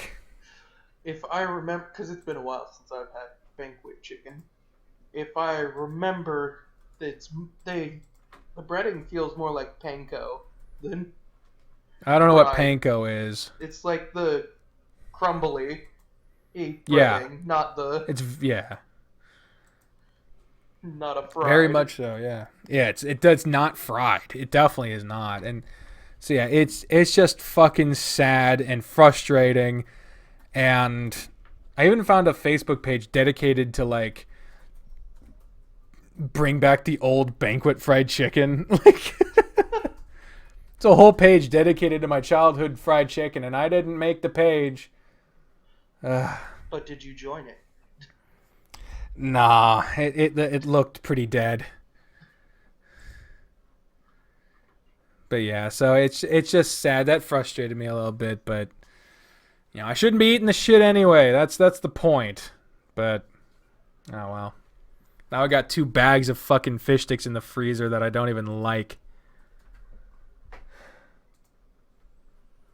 Anyway, I have one more piece of good news and then we can wrap it up. Are you still there? Yeah, I'm still here. I was thinking right. You could saute them and mix it into something. Just as, like a salad. The fish sticks? Yeah. I'll have to look into that, because, I mean, it's the stuff inside it and the breading that's all just a subpar quality. Yeah. That's what I was thinking. If you mix it into something, you at least get the protein, but not have to taste it. Maybe. I'll have to look into that. My last piece of good news is actually just really light. It's just pleasant. I mentioned, 2 hours ago that on Monday, I got to talk to my mom on the phone. And I actually got to talk to her on Monday and Tuesday because our conversation got cut short Monday. But I say short, it was an hour long. But it was just nice. I got to talk to my mom, and for a large period of my life, I didn't feel like I had a good relationship with my mom because I always had to act a certain way around her. She had different expectations for me. She's my mom, after all. She has the right to not want me to do things that she doesn't like. Like, she doesn't like swearing. She doesn't like inappropriate stuff. I mean, she dabbles in it at times, but by and large, it's whatever. She's also a Christian, and I'm not. But I always was very mindful, to not bring it up because it made her very uncomfortable. But we had some talks, Monday and Tuesday, and it was just like a normal chat. It felt just like chatting with a good friend. Like, the level of having to censor myself or anything, it was just gone. And it was a little jarring at first for her because I tend to use fuck like a comma sometimes, but she didn't tell me to not, and we actually had a really interesting conversation about her beliefs, and it was all based in the idea of I'm just trying to understand her. I'm not trying to tell her that it's not true. She knows I don't agree with it, but I wanted to know her interpretation of things that I didn't understand how she would think it and all this other stuff. And it got personal. She even cried at one point. I'm not proud of that, but we had a really interesting and involved conversation, and I was really happy that I can be so real and open and honest with my mom. And with other family members, I still have to police myself a little bit, or else they pull back a lot. But with Mom, she might pull back at first, but then she doesn't leave. Like, you might pull back a little, but then she eases back into it and she doesn't leave. Some people pull back so much that they fucking leave the entire conversation. But surprisingly, the person in my family I probably disagree with the most is someone that I feel like I can be as real with as all. And my policy now is to be real with all of them, and if they don't like it, then whatever. And Aaron's been really receptive to it. He's still a little resistant, and my dad, he's still awkward as hell about it. But with my mom, I just had really good conversations about serious stuff and about some lighthearted stuff, and it just really well, and it was really nice, and I'm really glad that I'm still able to do that. That's nice. That's it. Yeah. There's I know a lot of people that haven't and probably never will go through, but it's a weird and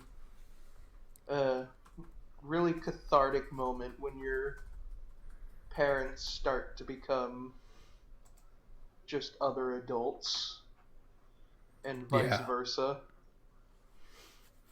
And when that happens, like, some of them will fall away. You'll realize that the people that you just accepted as being part of your family, turns out they're assholes and you don't want to deal with them. But, like, sometimes you get to know the people behind the titles of family or brother or father or anything like that. And it's really nice. You get a appreciation of the person under all the shit that you went through when you were young, and at that point you get to feel like an equal.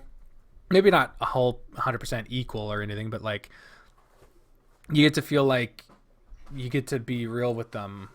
You don't have to. You get to know who they are more so than what they are. It's really nice. But yeah, so that's the note I want to leave on. If you are inclined to do so and have the ability to, maybe talk to the people in your life that mean a lot to you. Doesn't have to be a biological family member. It could be a friend. It could be an acquaintance, someone that you just enjoy. Reach out, say hi, wish them well. It's a crazy time, and I'm sure they'll appreciate someone thinking about them when it's so hard to not think about everything else going on. And until next week, ladies and gentlemen, this has been a wonderful... I've had a good time. I hope you have too, Caleb. Yeah, definitely. And now Caleb's got to go feed his dogs, and we're about done here. So thank you all very much for watching and listening. Until next week, on that edition of All of the Above, I'm Vivian. And I'm Caleb. And we'll see you next time. Bye! Bye.